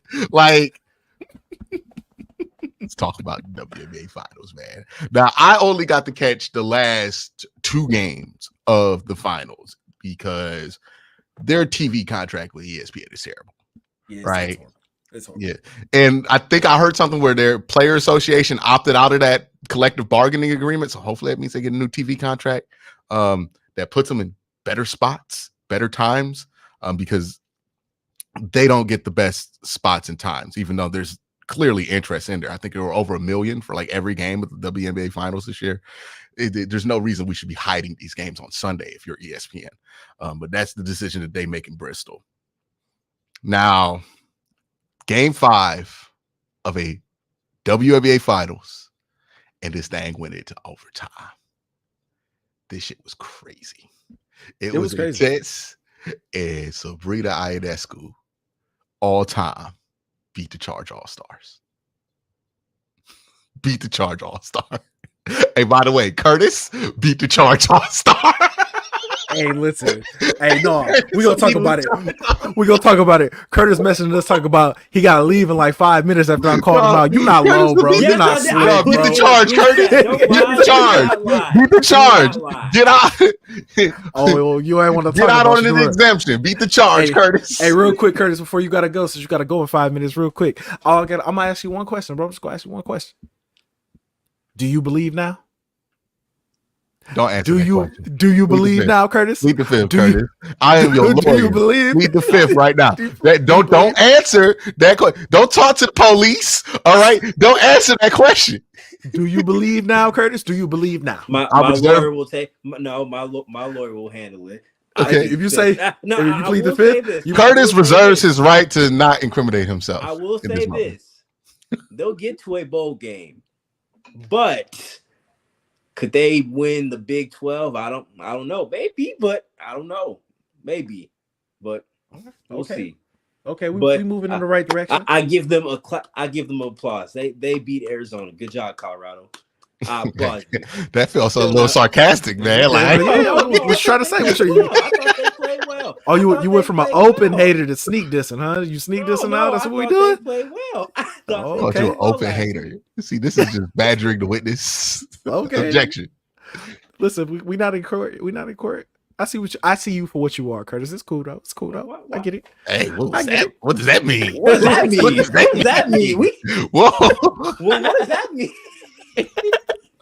Just say it, man. Just say it, man. It's cool. That's cool. No shame. You deserve shame just for that. By the way, Curtis, do you have a single hoodie without a Japanese character on it? I have plenty. I got plenty. I just I don't believe that. I believe you got a Seahawks hoodie. It somehow got anime on it somehow. It don't right? got anime on it. Why you? I just got a regular Seahawks hoodie. I just got to get some right now. I'm just saying, man. I'm just wondering because every time you come on, it's an anime shirt. You know, I feel like this is personal. You might as well embrace it. You knew what you signed up for. You knew the risk. I did not. I thought it was a sports show. I didn't know y'all was in the anime, in the animations. You knew what you were signing up. Yes, you did. You definitely knew that. You knew the risk. You knew the risk, so you might as well embrace it. You might as well. I know how deep y'all was into it. Okay, all right. All right, we ain't that deep, but you know. Curtis, you don't have a single piece of clothing on right now that doesn't have Japanese characters on it. Why My you mom hate is on from it? Japan. Why you And hating I on ain't got that much Japanese stuff in my Bro, do you closet. see the hating that this man is doing right now? I'm just saying. I was just trying to talk about Colorado, bro. I wasn't trying And to now talk about all You see, this this. is what happens when you terrorize the show, Cole. This is what happens. This is what happens. This is this is the environment that you created, Cole. Also, it gives you the green light to also terrorize the show. Is that what you say? This is what you opened up. This is the environment that you opened up. Look, I was running the offense till you wanted to do the scramble drill. Like, now I ain't focused. This is your part. You know I got ADHD. Yeah. I know. Oh man. Oh man. All right, Talk man. about the WNBA Finals, man. I don't even want to anymore because how you just terrorized the segment. It's Curtis' fault. You're trying to tell us he got to go five WNBA minutes. Finals, Game 5, went into overtime. I think there's a lot of interesting things to talk about here. Did you get to see Cheryl Reeve's press conference? I did not get to see that. Okay. Let me know your thoughts about the WNBA playoffs and like this season overall. I'm going to get Cheryl Reeve's press conference because you got to see this. I want to see you react to this shit. Oh man. I mean, I thought it was amazing. Like, it was a very entertaining WNBA Finals. I think it's so crazy that somebody could shoot 1 for 19 from the field and still win the game. Hey, I'm not hating All though. time beat the Charge All-Stars. I ain't seen somebody beat the Charge and you could tell Sabrina had beat that Charge because you see how happy she was celebrating that championship. That is a level of joy you can have when you know you escaped massive scrutiny. Like, you absolutely should not be able to celebrate winning a championship when you shoot 1 for 19 from the field.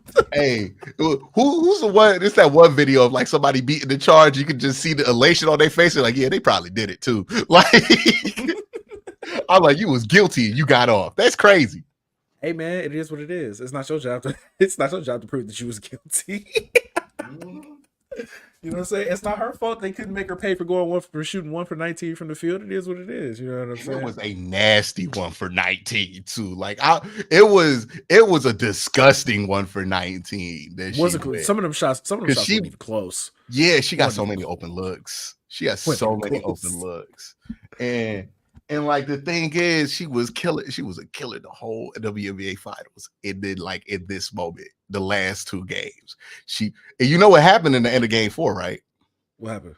She fouled Nafisa Collier that put her on the line to win the game, to extend the series, and then she came out like this. So, like, dog, imagine if they would have lost that game. Oof.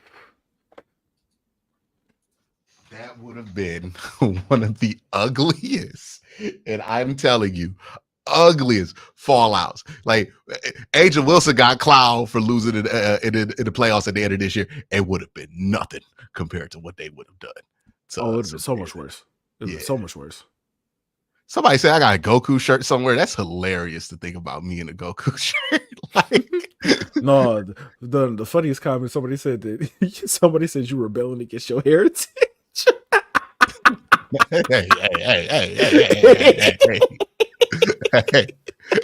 Hey, who the fuck said that? Hold on. Like, what? Ooh, I'm not gonna lie. That was funny. Ooh, that's crazy. That's absolutely insane. You out? What's the Falcon line? Yeah, you out of line or out of pocket? Absolutely out of pocket. Ooh, man, that's crazy. That was funny. All right, let me listen to this. Let's listen to this. I thought today was incredibly disappointing. The challenge, we have got to change our challenge rules, and the officials doing the game should have a third party, because that was not a foul. That call should have been reversed on that challenge.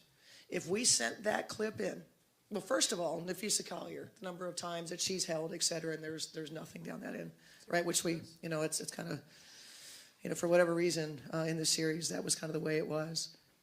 But when at the other end, when we challenged it, if we would have turned that clip in, they would have told us that it was marginal contact, no foul. Guaranteed.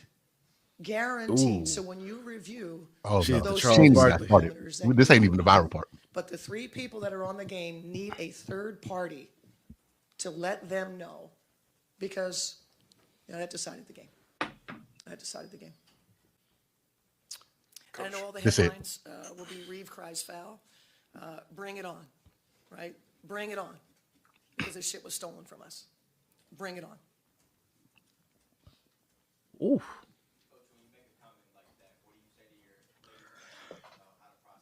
Well, we talked about it, we know we could have done some things, right? But you shouldn't have to overcome to that extent. This shit ain't that hard. Officiating it's not that hard. When someone is being held, be consistent. If you don't want to hold it one end, then don't call it the other. Be consistent. Every team asked for that, right? Sandy asked for that last game. So 3 of the games in the series, we're talking about the same damn thing, right? So I tell these guys, for whatever reason it didn't work out, right? It just doesn't feel right that you lose a series with that level of discrepancy, and we don't have a team that whines and complains and, all that stuff. And, sometimes it probably hurts us. Maybe being a little more, I don't know, something. I just think What was she about to say? you have a star player like Fee, I don't get it. I don't get how she can be held and go to the basket and get hit. And then a marginal, at best, sends their best player to the free throw line. That's tough. It's tough to swallow. Just like our 2016 championship that was lost. Officiating, missing a shot clock violation. This sucks. This is for a championship, right? For both teams. Let them decide it. What contact is legal should be the same for both teams. This isn't that hard. And so it's disappointing. Congratulations to the Liberty on their first championship. Been around, I don't know, how long has the league been around? 28 years?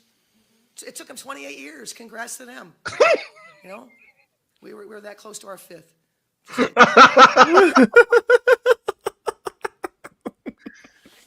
Hey. Hey, no, them was bars. That's bars at the end, Took them 28 years. We almost got our 5th. Congratulations on your first little championship. Took you a little bars. 28 years. It's my 5th one. And it should have been 6. Listen, I'm not mad at her for that. I'm not mad at her for that at all. You know what I'm saying? Hey, that was the most shamelessly salty press conference I've ever seen in my life. I'm not mad at that though. You should be salty when officiating kind of determines how the game goes. You should be mad. Yeah. You should be mad. Yeah. I've been saying this for a long time. I think doing that while also implying that the other team is Karen is kind of hilarious too. I ain't mad at that either. I ain't mad at that either. Like, listen, she wanted to say, it's like, she was this close to saying it. You about to say it. She was this close. Maybe we should complain like a bunch of what?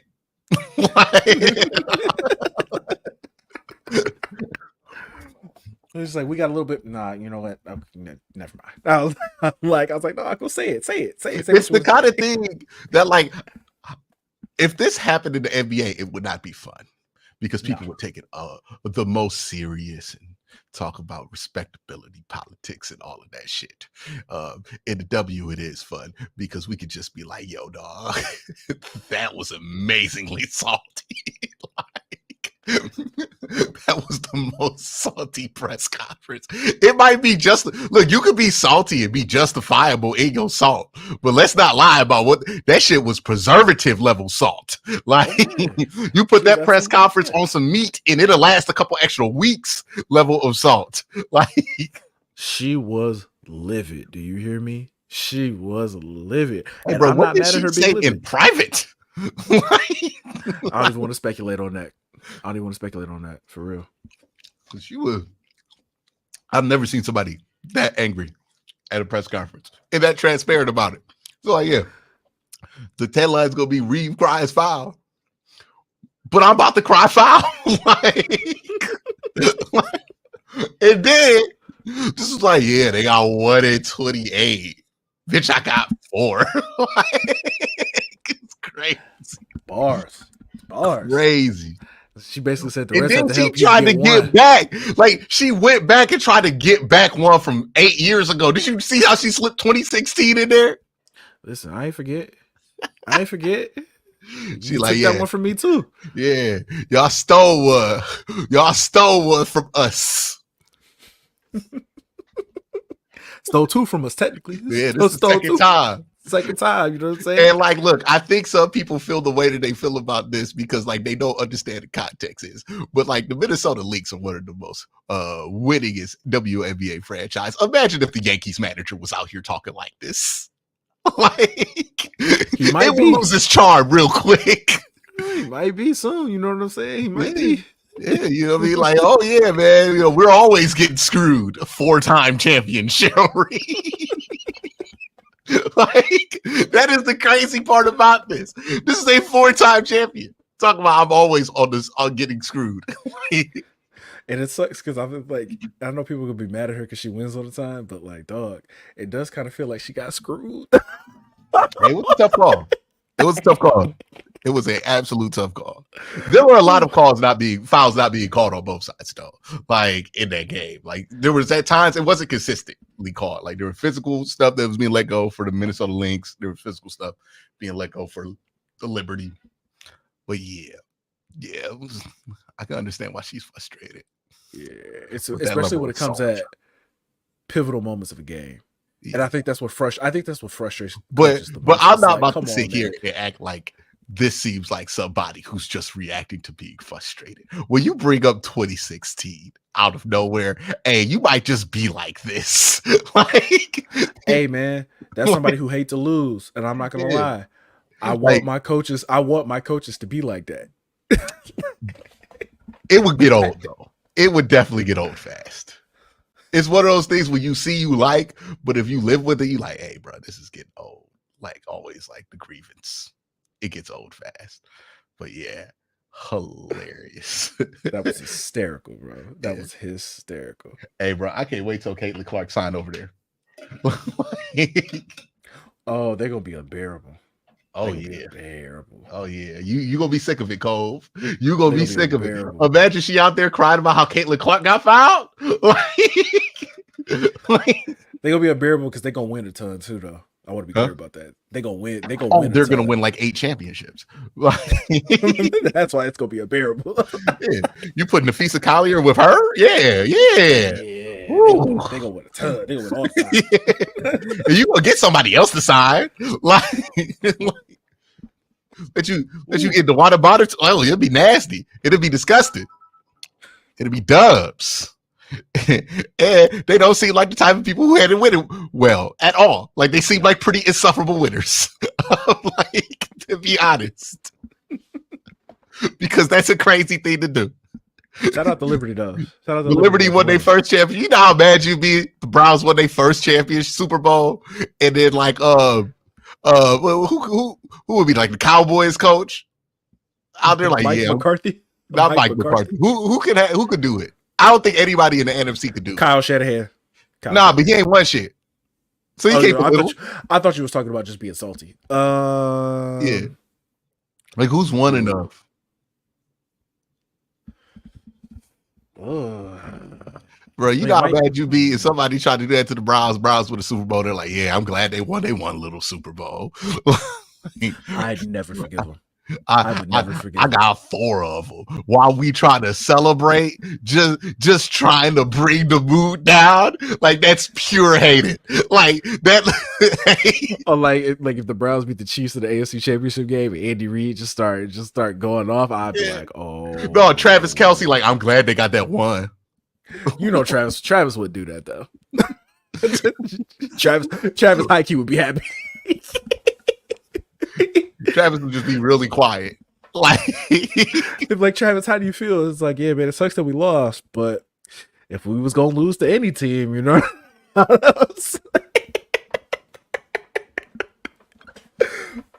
If I can lose to any team, you know what I'm saying? I can't be that mad. It would have to be something along those lines, where like somebody like Steve Spagnuolo or somebody. Like, I'm glad they got that little one. Like you know how mad you would be. Like, furious. I'd be furious. Or like, let's say you beat the Bengals in the conference championship game and Zach Taylor talking cash money on you like that. Like, it's like, what? Oh, we would never let that go. Oh yeah. So we this wasn't her standing up for those fouls. This was her hating. Like, hey, pure hating. Hey, sometimes hating is justified. Fortunately, hey, or it's just entertaining. Like, I don't know if it's justifiable hating, but that was entertaining hating. That was it's always entertaining. Congrats on your first one in 28 years. Like, you knew how many years? Like, you've been counting? You're like, yeah, you're the one original franchise that hasn't won shit yet. Congratulations. Finally. All I'm gonna say is this. If we lost the game and one of their best players was 1-19, I would probably react the same way too. Hey, bro. Hey, look. Sabrina was 1-19, but Sabali wasn't. Okay, like hooping. Pure energy. I was watching that gal, like, that woman will have the best job for the rest of her career. Ultimate Bobby Porter's position, right? Where it's like, you just come in and everybody loves you, right? You come in, you get a hard foul, and then you get an and one, whole arena goes crazy. Like, those are your favorite players in the playoffs. The dudes who could just come off the bench, the crowd loves them. They get an and one. You gotta call a timeout now because Bobby Porter's got a fucking and one. It's crazy. Like, oh man. Like, who when you think about it, like, for the Lakers, for you, who has been those, like, oh yeah, they check in, they start the avalanche type players on the bench for the Lakers? Oh man, you think about them old, with like the Kobe teams, the Shannon Browns, Ooh. Jordan Farmar, because he was from LA. Sasha Vujicic, Lamar Odom, all of them coming off the bench. Meta World Peace. He started. I'm saying, Meta World Peace come in, go on a little bit of a run, get excited, pump them arms. Staples Center's going crazy, right? Yeah, like, there is just something about those players. Like, they're not the best players on the team, they're not the worst players on the team, but they are the players that the fans identify with the most for whatever reason. And when that dude goes crazy, oh, it's something else. Okay, and Sabali is forever that person for the New York Liberty. Like, that is gonna be something to be. Let her get like hot for like 8 points in a quarter. Whole stadium gonna be erupt. And by the way, I think somebody pointed this out. Hey man, I ain't know Barclays Center can get that loud. Yeah, because they definitely don't give a fuck about the Nets. Okay, yeah. Like, they care about they show up for the Liberty. Hey, they care about the Liberty. It sounds like a Knicks game in there. Like, I ain't mad at it. I ain't mad at it at all. I was like, is this in the Garden? I'm hearing like the defense chant. It's loud. Everybody's on their feet. They got celebrities that would never dare show their face for a Brooklyn Nets game, even when the Brooklyn Nets had KD, Kyrie, and James Harden. Like, you know, that's a Knicks city, bro. It's a Knicks city. It is what it is. Bro, I think Oprah was there. Like, it was just like a crazy amount of stuff. Spike Lee was there on his knees. Okay, like he was what's homeboy? Michael Irvin. Like, Michael Irvin be at the Miami games.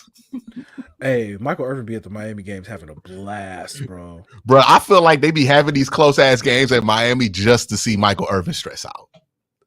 Like, I feel like this is all intentional because every game they be stressing this man out to the maximum.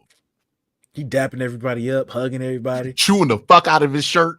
Like, he be on his knees, everything. Every time I see him at the Miami games, I'm like, this is not a well man.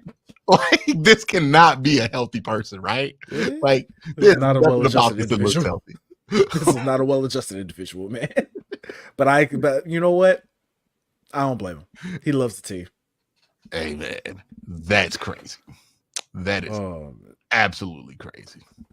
All right, man. Let's talk about the Guardians. It's a good season, man. It was a good season. It's a good run. It's a good run. You got to remember, this is the team that. Damn, hey, Curtis ain't shit. What Curtis say? No, Curtis added to the rundown why they will never win or reach a World Series. I put that shit in there. Oh wow, Curtis. And then Curtis wonder why we treat him the way we treat him. And then Curtis wonder why we treat him the way we treat him because he do. Curtis, you know what? You stuck that one in. That's good. That's good. See, look, you was just laughing at hating earlier, but when it happened to you, it's not funny, huh? No, right? Absolutely not. Absolutely not. What's wrong with Curtis? What's wrong with Curtis? Yeah. But yeah, man, it was a good run. It was a great season for the Guards. They were projected to win like 70 games coming into the year, man. Like it is what it is. You know, got to the ALCS, went up against that evil empire. It is what it is, man. It happens. They got the bats, we don't. Giancarlo Stanton, Juan Soto. It was a lot of shit talking about Aaron Judge before the series. Judge, he showed up too, man. It is what it is. Yeah, a lot of people was calling him Dak Prescott. It was crazy. Yeah, man. It hurts, but we'll see what happens next year.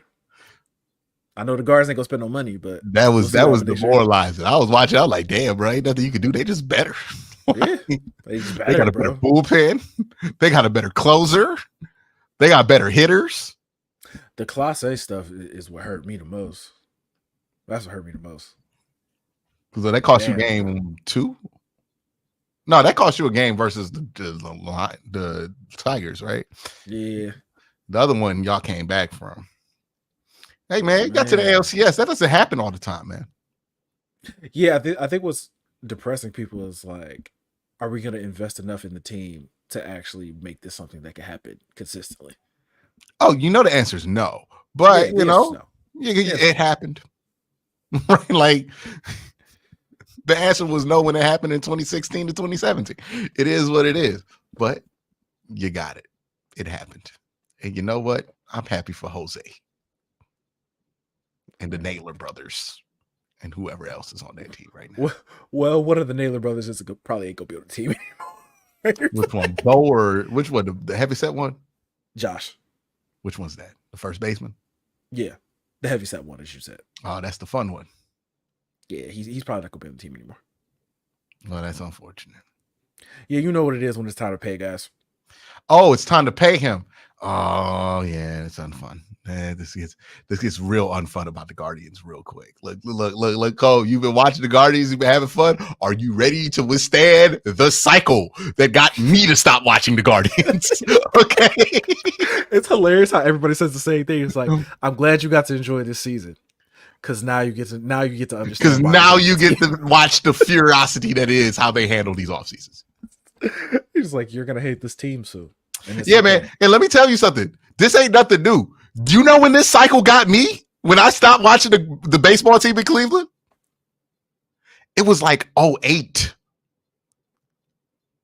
They've been doing the same fucking shit. Okay? This whole time. Where I was like, okay, they're not going to bring back Trot Nixon. Okay, we're not going to have CC Sabathia anymore. Okay, I guess we're going to lose Fausto Carmona. Okay, Victor Martinez. I guess he plays for the Detroit Tigers now. That's fun. Hey, but we kept Travis Hafner and fucking, what was his name? Grady Sizemore. Fun. Yeah, see, Cole, they got me like this, and I was out. Okay. This is why I don't watch them no more. Yeah, man. Everybody you fall in love with the Guardians, you watch play in the NL somewhere. Okay. Or worse, against you. All the pitchers. I didn't even mention the pitchers. Jake Westbrook. Like who was the dude? He was like the ace for the Phillies for the longest time. Somebody chat remember. Because like people are talking about, oh yeah, Lindor. We lost Lindor. Yeah, I was out before Lindor, man. I was out when they lost Asdrubal Cabrera. Okay, like that's how long they've been doing this shit. They've been doing this shit so long, Cole. So long. Yeah, So, everybody was telling me what it is. Like, Cliff hey, Lee. man. Yeah, Cliff Lee. Cliff Lee. That's the dude. Yeah, it was like, hey man, you gonna understand soon why we hate the team. Mm-hmm. You Because understand? look, when the Guardians win it, I hear all these things. I don't understand why we don't love this team more. They're the only team in Cleveland that hasn't been an absolute dumpster fire in all of this stuff. And I'm like, What? The Cavs have been good, like pretty much like forever since LeBron came back the second time. okay, yeah, since LeBron came back the second time. Yeah, since Keep in LeBron came mind, back the second I'm time. talking about some shit that happened in 07. That's true. Okay. Like, Also the year the Cavs made a final. yeah. Like, not gonna lie, CC Sebastian and Fausto Carmona 1-2 pitch was yeah, man. I remember that's when I was watching. I think Kenny Lofton was still on the team. We got back on the team for like 5 games that year too in 07. But anyways, I digress. You're gonna find out. Because every time when the Guardians play well, I see the same takes every time. It's like rinse, wash, repeat, no matter what year it is. The Guardians are the well-run organization. Look at their loss record over the last 10 years. How do we not support this team more? Why do we give the damn dumpster fire Browns all this attention? And it's like, okay, and then it's time to keep them players you like. And they might keep 1 or 2, right? They kept Jose, right? They might keep one or two. Maybe they keep Quan. They might keep Quan. It might surprise you keep Naylor. But then they're not going to keep somebody else who emerges. I think they go trade Naylor because they got Manzardo. And then you start to feel this, which is a young player emerges, plays great, and now you're just absolutely nervous because you know you're not going to keep him. Sucks. It just sucks. Yeah. Look, it's not even a Cleveland thing. It's not even a Cleveland thing that they're doing. Because there's 2 other owners in this city who spend money and have no issue spending money. And here's the thing, too. This has been happening since before we were born. Somebody just brought up the 95 Indians. Had Manny Ramirez and Jim Toney and Kenny Lofton and Albert Bell and Sandy Alomar. Didn't keep him. Couldn't keep him. The Cleveland Guardians / Indians would be one of the most successful franchises in MLB history if they just kept the players that they drafted. I think that's what hurts the most, man. It's just like it's not that we couldn't do it. It's look, just that, like, with the Browns, there's the hope that they can start spending the money properly. Like, it just burns you out so fast with the Guardians. Every time I'm thinking about getting back in, I'm like, nah, they ain't gonna keep these people. I'm good. You gonna figure out why I quit loving baseball after I played it. Okay. And then I think Ray Greggs is bringing up the point that I think frustrates everybody. The Dolans are the 5th richest owners in baseball. Yeah, no, they're running this shit for a profit. That's the crazy thing. They won't spend any money. They're just cheap. Like, I feel like they have more money than the Yankees owners, actually. Well, because they're not really rich. They just are rich from owning the Yankees, right? Because it's still the what's the family name that owns the Yankees? Steinbrenner.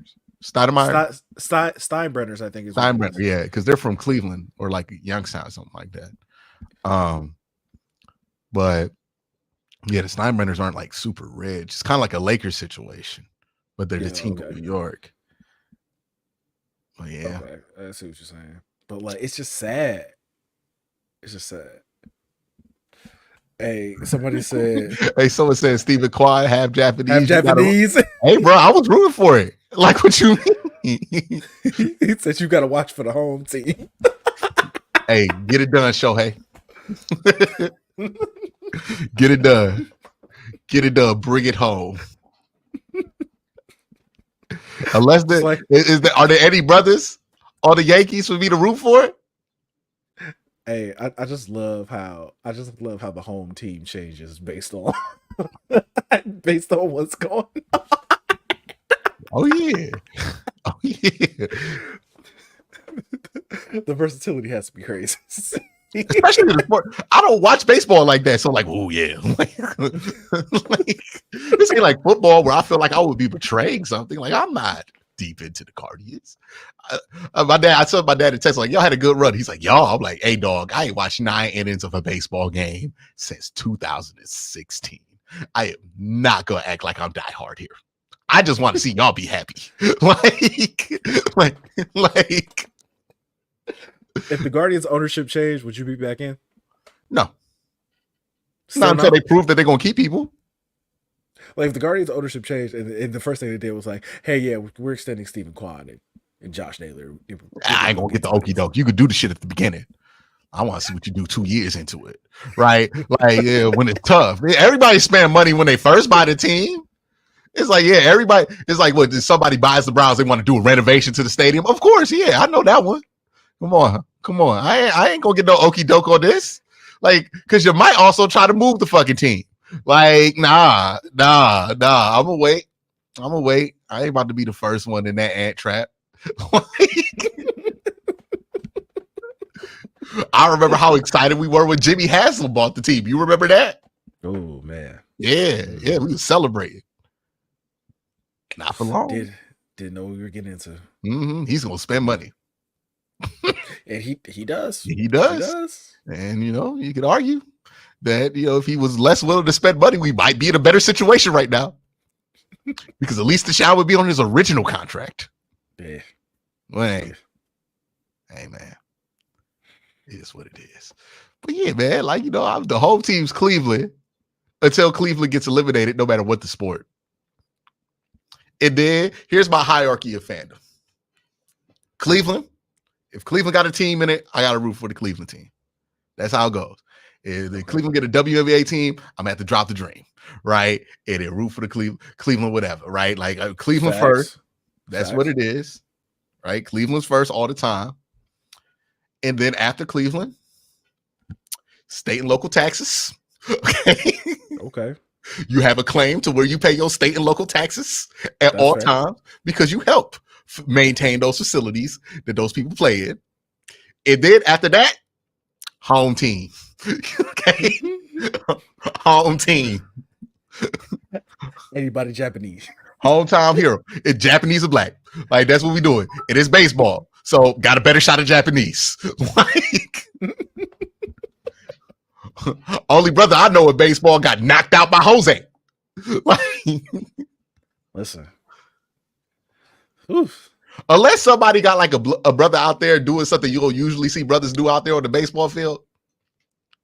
Like CC Sabathia was a special case.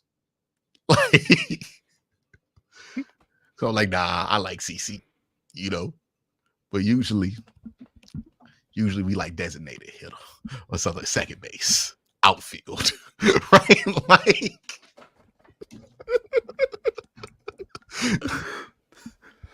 oh man, it's just funny, man. It's just funny. Hey, bro, like you telling me right now you ain't got the same structure? I mean, it's Lakers first. It's like home team could be somebody who got your name too. Facts. And so it's Lakers first. All Cleveland teams after that. And then honestly, bro, I think that's pretty much it. Like the Lakers are the only thing that I'm like deviating from the norm here. And I still support the Cavs, just not when they're playing the Lakers. Hey man. I have yeah. Somebody brought up where I went to school, right? It's right up there. Yeah. Oh yeah. It's right up there. Facts. With where I'm from, right? Rooting for those all the time, unequivocally. Even if I don't watch the sport, I'm rooting for the Guardians until they get eliminated. Not like I'm watching them, but I'm rooting for them, supporting them in spirit. And then once they get eliminated, home teams. I got to look at the rosters, find my home team. Like, all right, yeah, I can root for that. And if I ain't got nothing to root for, I ain't watching. Like, wrestling always on. Like, that's fair. But that's how it works. And with baseball, I usually don't have nothing to root for at this point in time. This has been a great season for me. Okay. Like, Nisho had to get that done. Hey, look. Nisho had to get that done. Yes, absolutely. All right, now we can talk about Colorado. Yeah, it's about that time, man. It's about that time. Most important time of the show. You know what I'm saying? Talk about these busts. Somebody just asked me if I would ever talk about hockey. You know, I tried to get into hockey because hockey's fun to go to in person. But it's not like I can't get into it like watching because there's no hockey team that I could root for. Man, we'd probably be the only black people in the world talking about hockey on the pod. That's not true. For real? Nah. There's a lot of hockey fans in the South. And there's also a lot of black fans in the South. Yeah. I didn't know that. Yeah, like you'll find them. Like that's not true. But yeah, there's some brothers out there playing hockey right now. Really? Yeah. We need to support these brothers in their endeavors. The last I heard was Seth Jones, though. Like I don't Papa Jones's kid. I ain't gonna act like I'm deep into the weeds, but I know that I've been down here long enough to understand that, hey man, especially like in the deep South, black people will do anything that you think that black people don't do. Like it's like, oh yeah, they don't watch hockey. Nah, they do. Like you don't think black people support soccer? Go to an Atlanta United. Oh no. Okay. Black people love soccer. Black people love soccer. I know that. Yeah. Across the world and domestically. Yes. All right. Especially across the world. Like across the world. Across the globe. We love hockey. We love soccer. Hockey is what I'm like, man. We like hockey. Yeah. Hey, there's a lot more brothers out there that like NASCAR than people think too. Yeah. Love NASCAR. Love NASCAR. Only thing it is hard to get brothers to like baseball. I ain't gonna lie. Like that's the one. Like, and it's so crazy because like decades ago that was not the case. It was the thing. That's the thing. It ain't no more. Okay. You got to think about the representation of that sport has changed so dramatically now. Now this is a deeper conversation to have, but it was not only that it changed so dramatically, it was so deliberate. Yeah. So that left a bad taste in a lot of people's mouth. But that's a whole nother conversation. Let's talk about the Colorado Buffs. And we're not even really trying to talk about Colorado. We just trying to talk about Shedeur because I do want to talk about Colorado because, like, as a team, like Shedeur is playing well, but like as a college football player, nobody's ever really had to take that Shedeur's a bad college football player. But as a team, you'll find them. Okay. If we're talking about the internet, you'll find anybody who has any opinion about anything. Yes. You'll find people who thought Georgia was going to go 7-5, right? Like, yeah, you can find somebody who's willing to say all that crazy stuff. But if we're keeping it a buck here, like we all knew that they had some talented players on Colorado's roster. I think the argument was that this team was unserious. And I think the thing that they've done over the last couple of weeks is to be serious. Like they did not start the season out very seriously. I think we all need to accept that, right? North Dakota State going down to the wire with them, not the most serious look for Colorado at all, right? Like the way this season started, losing to Nebraska the way you did, this thing did not look serious. But to the credit of Colorado and Colorado's defense, especially, they've been a lot more serious. They're winning games by double digits against opponents that aren't in the group of 5. Like it's a huge step for Colorado. Say it, man. Do people not understand? They've given up 14 points in the second half all season. All season. You couldn't like they're what are they 5-2 now? 5-2? Yeah. You're 5-2? 5-2 now. You know what I'm saying? This is not a clown show. This is not like a sideshow program. Like if you took a team that won one game 2 years ago, if you look at the regular schedule, like they're gonna make a bowl game. They might even be playing in the Big 12 championship game. You know, it's interesting. We would say that's a successful turnaround anywhere else. You know what's interesting with this? It's like when Deion first got there, the hype was working for them, but now the hype's kind of working against them. Whereas like Deion got there and they got a lot of credit for beating TCU, and they were talked about as being much better than they actually were. And then they played the Pac-12, and that got embarrassing. And now Deion is there. And I think part of the reason people aren't taking Colorado as seriously is because of what happened with Deion and them last year. Mm-hmm. It is like, it's just interesting how that hype will build you up and then tear you down in the same way that it builds you up, because I think a lot of people's eye rolls at the idea of Colorado being a good team has to do with how just tired they are of the whole Deion Sanders stuff. And he's got a good team. Is what it is, right? They're gonna be bowl eligible. Now they do play a good Cincinnati team this week, right? Cincinnati's also 5-2 unranked, so a team on their caliber. I think what Arizona was 3-3 when they played them. Yeah. So you're playing a good Cincinnati team. Is that on the road? I have to look it up. But like going on the road and beating Arizona is not nothing. Let me see.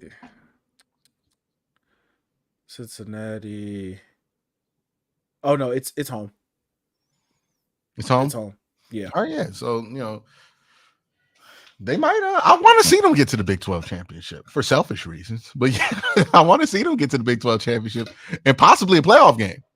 Because like my biggest concern with Shedeur is like I just haven't seen him play anybody or play great against like teams that I felt like were great competition for him.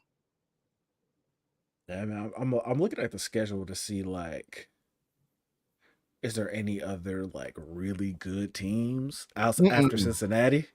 No, it would be they wouldn't play anybody serious until BYU in the Big 12 championship game if BYU makes it. I want to see them play BYU. I want to see them play BYU. Hold on. Because that's a good team. Yeah. Hold on 1 second.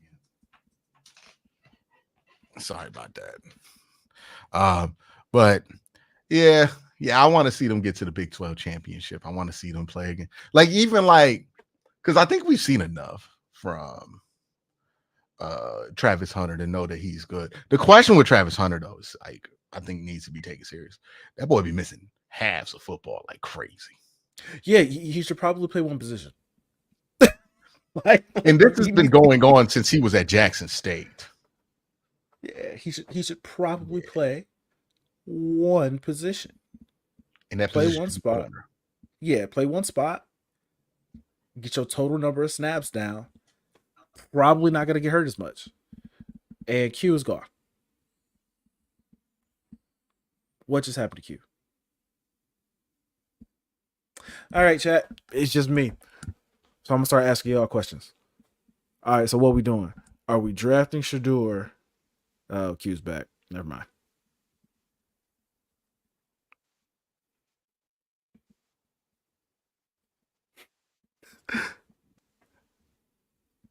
Q, you good? You there? My check. I hear you. All right, yeah. Let's see.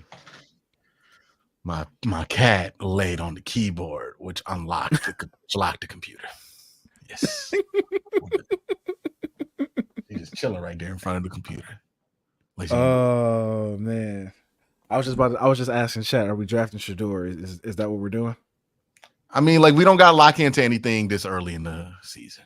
I think that's all a key thing for people to remember. You don't got to lock in this early. I'm not gonna say I'm locked in, but I know where I'm leaning. You are kind of locked in because like now people are gonna refer to Shedeur as your boy, right? That's fine with me. Yeah, but like I mean, like I'm not opposed to the idea of Shedeur. I do want to see what this season ends for him. And like I think part of my issue with Shedeur is I've seen him when he was too young, right? When he was out there at Jackson State, like his freshman year. So like I can't erase that image out of my mind of what he looked like his freshman year at Jackson State, which was not that great. Especially at the Celebration Bowl. It was not. I was like, yeah, he's a 3-star. He developed though. You know what I'm saying? He definitely developed. But he's also played a ton of football. And like if you're not playing like great competition, but you're very experienced, there are ways you can get around that might not translate to the NFL. I'm nervous when the people who are highest on him can only compare him to Geno Smith. it does make me a bit nervous about that process. Why does that make you nervous? Because nobody drafts a quarterback in the first round and prays they turn out like Geno Smith. Now, if he ends up happening, okay.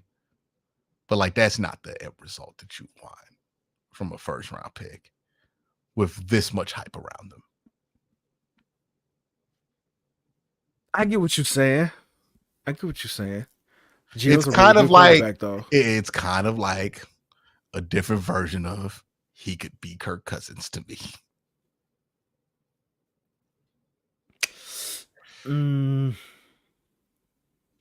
Geno's really good, and Kirk's really good, though. I'm about to say they're the similar caliber of quarterback. We're like, yeah, you can go and do a lot, and it's not going to be their fault. But like, you're not about to say, oh, they can win a championship. They got Geno Smith.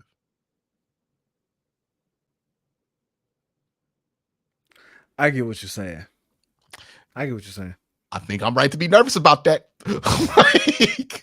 like, especially in the first round.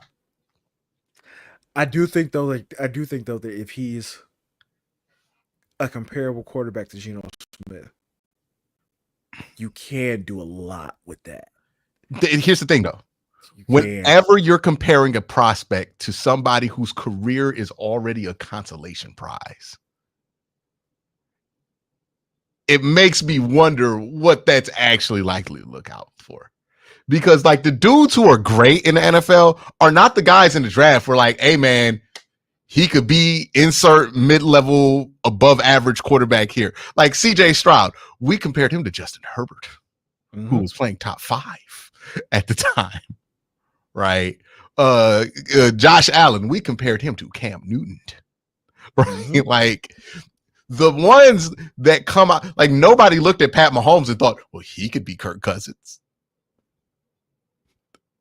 That's true. Same thing with Joe Burrow. It was like, hey, best case scenario, he's Kirk. Like we thought he was getting compared to Brady and Aaron Rodgers, even though he kind of plays like what Deshaun Watson used to look like. But like the fervorness of the comps does tell me something about like what you actually think of the prospect. And when you can only get yourself to go to Geno Smith, that's concerning to me because I'm like, dog, like Geno Smith is not a bad outcome. But if that's what you're thinking, I don't like that. It's almost chocolate coated Kirk Cousins. Like chocolate coated Kirk it's Cousins. Basically the same exact comp. It's ridiculous. It's basically the same comp. Right. Oh man, yeah, we're gonna use that. I'm gonna use that. Yeah, that's basically it's the chocolate coated version of, hey man, he could be like Kirk Cousins because we just don't give that comp to oh man, but chocolate coated Kirk Cousins. Like, you know what slowed me down on Jalen Milroe? When I was like, yeah, he's like a bigger, stronger Tyrod Taylor. I was like, you know what? Like, don't like that. Like, I like Curtis Work. I'm not drafting him in the first round. I'm getting him in the third. Like, because that's where you draft a dude like Curtis Work. And if it works out, if it doesn't, but you draft that dude in the first round, hoping it turns into Kirk Cousins, you asking for a world of problems. Hey, I like that the Curtis Work agenda is taking shape. Hey, I like him. I like that we getting there. I like that we like getting him. I like Curtis Work. I'm not about to take him in the first round though. I wouldn't take him in the first round either. Not even the second round. I'm waiting to the third. You know, like Cam Ward. I'm like, ooh, now that's a second round quarterback right there. Like, has a bunch of on the field, have a bunch of concerns about how he plays, but boy, the talent, right? Like, literally though, like I see what people like with Cam. Yeah, I see what people like with Cam for sure. It is obvious what you see with him, right? And like even with somebody like Jalen Milroe, definitely a second round pick, where it's like, okay, you could draft that and hope that works out because like the talent there is just like one of one. Like the speed at that size, if that works out, then I mean you might luck into the best quarterback in that draft class. But it's not something you feel so good about that you're gonna draft in the first round. Yeah, Jalen Milroe is on my do not draft list. I wouldn't go that far. Yeah, At worst, he could be like Taysom Hill on steroids. I'm like, I'm good. Like I would draft Jalen Milroe before I draft like Cam Ward, because if Cam Ward does not work, he's useless to you. If Jalen Milroe does not work, he's very useful to you. Like, what do you mean? Like, who are you going to get more use out of if they don't work out as a quarterback? You try to go offensive weapon Jalen Milroe. You telling me he can't do what Taysom Hill does? I'm not saying he can't do that, but I'm just like, I'm not trying to take that quarterback in the first round. I'm saying that is the best. I mean, here's what I'm saying. You could take Jalen Milroe, hope he works out as a quarterback. If it works out as a quarterback, he's going to be a monster. If it does not work out as a quarterback, you still got somebody you could put in the Taysom Hill role. That is a better contingency plan than any other quarterback in this draft has. I get what you're saying. Like if it fails on Jalen Milroe, it's such a smaller risk than any other quarterback in this draft class. I completely understand what you're saying. I completely understand what you're saying. My thing is that I don't know, bro. Like, where do I draft that guy? Where do I draft that guy? In the second round. In the second round. Like, it depends on how you feel about him as a quarterback. Like, if you're not high on him, like if you don't believe in Jalen Milroe as a quarterback, you shouldn't draft him. But if you are a team that thinks you can make it work with him as a quarterback, the second round makes a ton of sense. Because even if he doesn't work, you can figure something out with him. Yeah, man, I'm good. I mean, like, you imagine him returning kicks. He like if he tests at the combine, he's gonna run like a 4.3 or something stupid. And like he's gonna avoid doing all of that because, like, like what Corey said, they're probably gonna try to make him play running back immediately. But like, again, this is what I'm saying. You got to believe in him as a quarterback to draft him. Like, it's just if it doesn't work out, you do have a better contingency plan. I am more of like, I have some concerns about him, but if it's a second round pick, I believe in him enough as a quarterback to where I wouldn't be upset with it. Because if it looks really bad in year one, you could just draft somebody the next year. It's a second round pick. You're not committed to it for like 4 years like you are a first round pick. I wonder how the league is going to view all of these guys. Hey, man, I'm going to tell you right now, Sean Payton will draft that motherfucker. Okay. Like, oh, what? Who, Jalen? Yes. I can see it. I can see it for sure. Like, yeah, for sure. And Jalen Milroe is one of those players who you just got to look at as a prospect. Because, like, I remember doing the same exact thing with Josh Allen. Because I remember watching Josh Allen in Wyoming. Did you ever watch Josh Allen in Wyoming? Mm-hmm. Stunk. The brother stunk. Okay. He was playing group of 5 competition and he was not looking great. It wasn't the most important thing for Josh Allen, right? Like, just turned out not to be the most important thing. He is a traits guy. Traits guys, the performance, the results are one thing. You're drafting the traits, not necessarily the player they were in college. Same thing with Anthony Richardson. He didn't have a great college career, but you draft the traits. So that's kind of how I view it with Milroe. I know a lot of people are like, oh, he didn't have a good game and all that shit. And I'm like, yeah, I didn't think he played well, and I didn't like how he played in that Tennessee game. But like, for me, I'm not watching Jalen Milroe thinking this is going to be the complete package that he's going to be day one. I want to draft him. I'm like, nah, man, this is somebody I'm going to sit on the bench for like a year at least, try to develop into something else and use those traits to turn into a successful quarterback. Like Shedeur Sanders, I'm like, no, he kind of has to be a finished product coming in because he's not a great athlete. He's just going to play quarterback. Same thing can be said for and Quinn Ewers or any other these other guys in here. But Quinn Ewers also on my do not draft list. Yeah, now that's justifiable because he ain't got shit to offer. Carson Beck too. Do not draft. Yeah, Carson Beck's. I mean, it depends on what round. You take Carson Beck in the 3rd round. I don't think that's bad.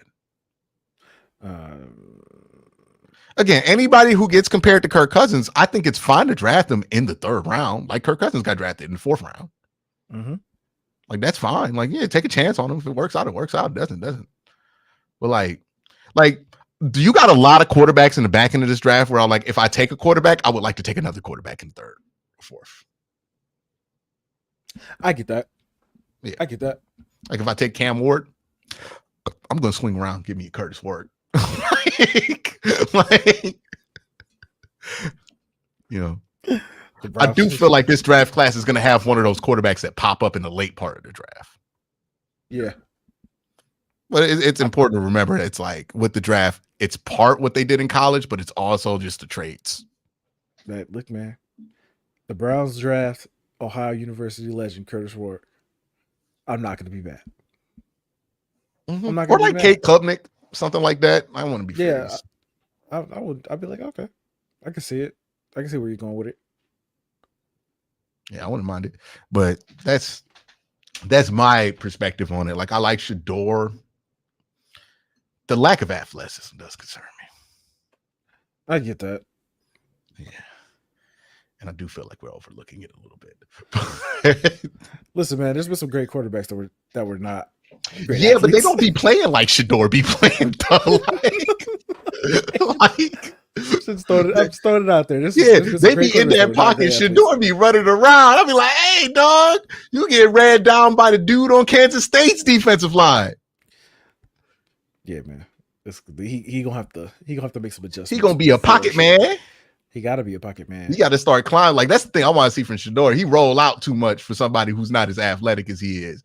He needs to start getting that Jameis said, right? You know, that step, climb. He need to start working that. Remember Jameis had that goofy ass drill he used to do where they would like drop things at him while he was in like the drop back position.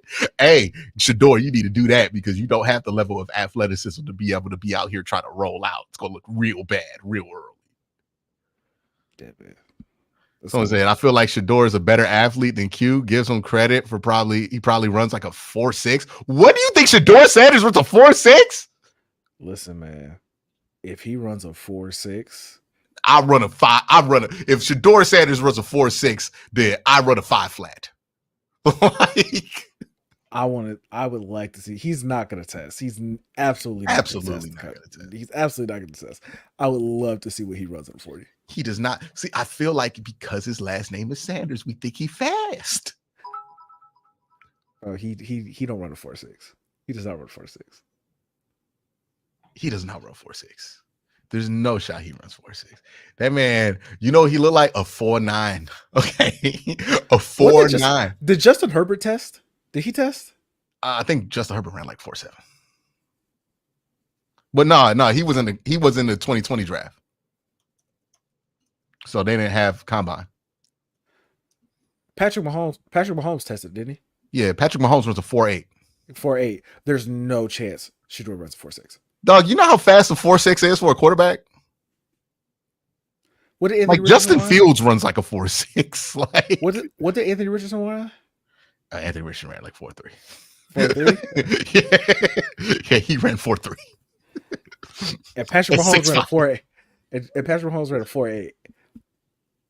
There's no chance. There's no chance Shedeur. Yeah. Justin Herbert runs a 4.68. Yeah, there's no shot that he and Shedeur Sanders are the same speed. Yeah, there's absolutely not. Like, nah. What did Jared Goff run? Ooh, Jared Goff, I believe he ran like a 4.8. Derek Carr ran like a 4.7. Jared Goff ran like a 4.8? Yeah, I think Jared Goff ran a 4.8.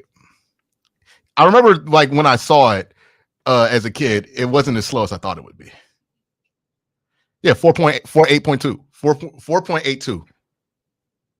Baker Mayfield ran a 4.8. Like I also the thing I don't think people are considering.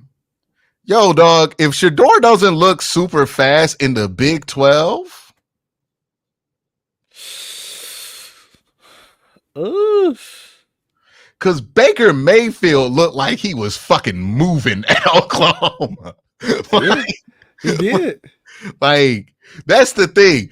Baker used to be known as having wheels. Have you seen him run in the NFL lately? He always gets tracked down. Mm-hmm. Dog. Shedeur ain't run no 4.65. Let me see what like the reported times are on Shedeur so far. Shedeur Sanders 40 time. There isn't much information about it. Yeah, man, there's no shot he runs that 4.65 that NFL draft buzz is saying he runs. There's no shot he doesn't run a 4.65. No shot. No shot. We've seen him run. Maybe he might be a high top speed guy. Like, that's the only thing that I could get out of it. But his 10-yard split, that shit's going to be bottom percentile of all the quarterbacks if he runs. Man. Because we've seen him accelerate. Like, I don't know why I'm arguing this point. We've seen him accelerate. 4.6. Nah, there's no way. No, 4.6 is crazy. Like, what, Jameis ran a 4.9? What Jacoby run? Jacoby ran like 5.02. 5.02? Yeah, let me double check that. I believe Jacoby runs a 5 flat. To be fair to Jacoby Brissett, he was 6'5", 230. I was about to say he's also significantly bigger than Shedeur. Yes. We're probably talking about somewhere in there. We're talking about guys who are much bigger than Shedeur, right? We're talking about Jameis, who's 6'5", and Jacoby. Jacoby ran 4.94. And then did Jameis run a faster time than Jacoby? Jameis ran 4.97. Dang. I mean, I don't think y'all know how fast a 4.7 is. Like, if Shedeur was running a 4.7, they'd be running read option keeper with him. Yeah, bro, he's not running. Yeah, fast. he's not running 4.7. He's not running fast. He's not running 4.7, man. That's not it right there. Joe Flacco ran a 4.84. Joe Flacco ran a 4.84? Yeah. Oh, moving. Yeah, but that tape speed is not, even if he runs a 4.65, I'm like, yeah, he's not fast though. I'm not about to buy that. Like, I've seen what the tape looks like. Yeah, man. Even the people who love Shedeur the most admit he's not a great athlete. Yes, Like, I've said this multiple times. He's not a great athlete. and this ain't like CJ Stroud, not a great athlete. Like, where CJ Stroud, it wasn't that he wasn't a good athlete. CJ Stroud's issue was he just didn't like to run in college.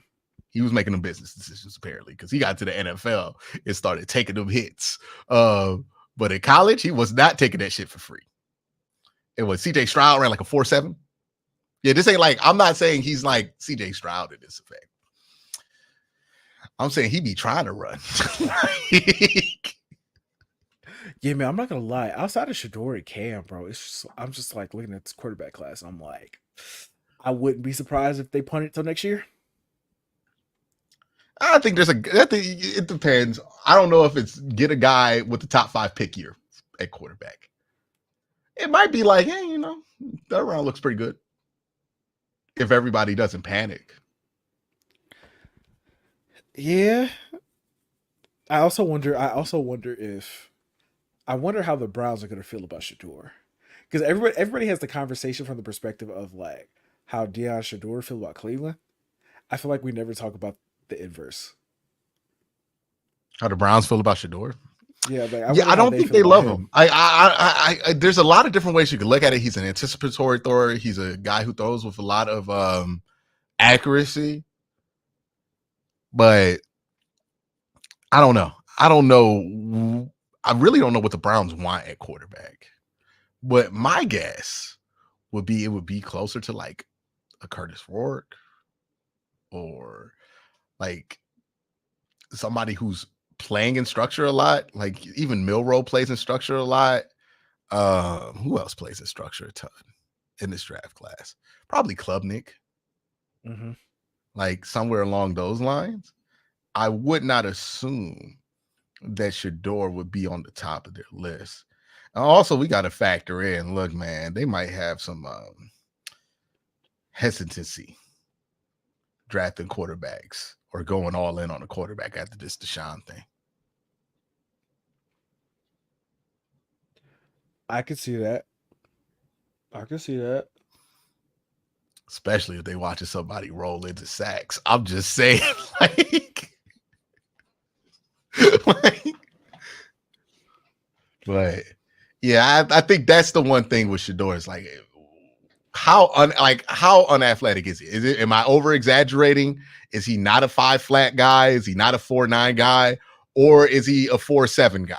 If he's a 4-7 guy, then he's going to be able to get away with it. If he is a 5 flat guy, he's got to change how he plays. And yeah, he's played a lot of football, so that's going to be difficult. Yeah, we just gotta. It's too early to really be having these conversations. Mm-hmm. We'll see what happens. We'll have better answers for this by the end of the season. So 100%. That's why I'm like, you don't got to double down on the answer right now. It's absolutely pointless. According to the Athletic, teams are licking their chops if the Panthers decide to trade Bryce Young. Hope one of those teams aren't the Browns. Yeah, there's nothing there. There's nothing there for the Browns to pursue. Like there's nothing there for the Browns to pursue. Yeah, I mean, like, hey, I am not a fan of Bryce Young as a prospect. I'll just come out there and say it. I mean, if we're talking about like a 6th round pick to pick up Bryce Young, who gives a fuck? Like a Justin Fields type deal? Oh yeah. Okay. That's fine. That's fine. Yeah. Because you look, as long as you ain't the team that drafted him number 1 overall, you don't have to start him. We just saw this with Justin Fields. True. That's true. So you can take the chance on him. Why not? Like, if you're looking for a cheap way to get out this whole quarterback hole, okay, this guy was number 1 overall pick, consensus top recruit of his high school class. Maybe let's give it a shot, but wouldn't invest too heavily into it. If I had to pick one, anime or esports, easily esports. Hey, you say easily. That's crazy. What's wrong with you? You ever watch a Counter-Strike competition? No. You ever watch? Hey, real talk. You ever watch in person a Super Smash Brothers tournament? Ironically, I have.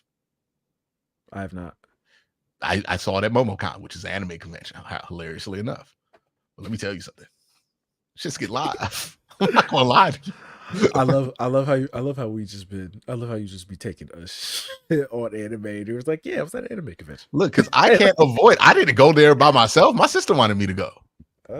My sister loved this shit. So, went there, watched the Smash Brothers competition. I was like, hey, they're getting kind of crazy here. I would definitely participate in a Smash Brothers competition for sure. Your hair is too well kept for you to be good at that. Okay. You don't have one of them hairlines that look like they've been growing for 2 months. Okay. You look like you went to the barber recently. What's the next super chat?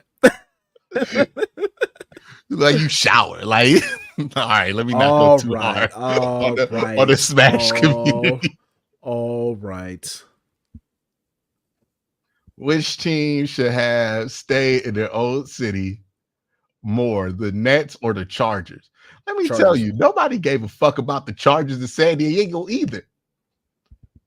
And let me also tell you, nobody gave a fuck about the Nets in New Jersey. I'm going to say the Chargers. Both those teams should have moved and rebranded somewhere completely different. Facts. Mm-hmm. The San Antonio Steel would probably be going hard right now. Okay. What state needs a football team? What state needs a football team? A professional team, an NFL team. Or another. They just bring the Birmingham Stallions to the NFL. Man, what? Yeah. Or St. Louis. Yeah. The St. Louis Chargers. That would have been better. Also, yeah, bring the Nets to Seattle. Just call them the Supersonics. Yes, call them Supersonics. And then boom, you're gonna get a better team and better fan base, easily. Yeah, them team. The issue is nobody has ever cared about those 2 franchises since they were in the ABA and AFL respectively. Oof. Even when they were good with Phillip Rivers. You can only hope they try to get someone like a Edwin and is it some baseball shit? Yeah, it's 17, but I'm not sure there's a player like him in this free agent class. Didn't the Guardians used to have him? Yeah. that was their free agent signing. Oh yeah, I remember that. Yeah. Oh yeah, that's also the other thing with the Guardians, man. They free agent signings be booty. Always be booty.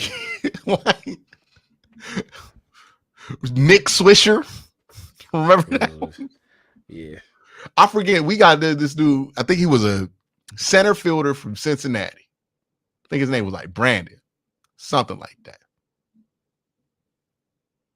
Brandon. No, we didn't get. I'm thinking about Brandon Phillips because he's married to Jay Cargill.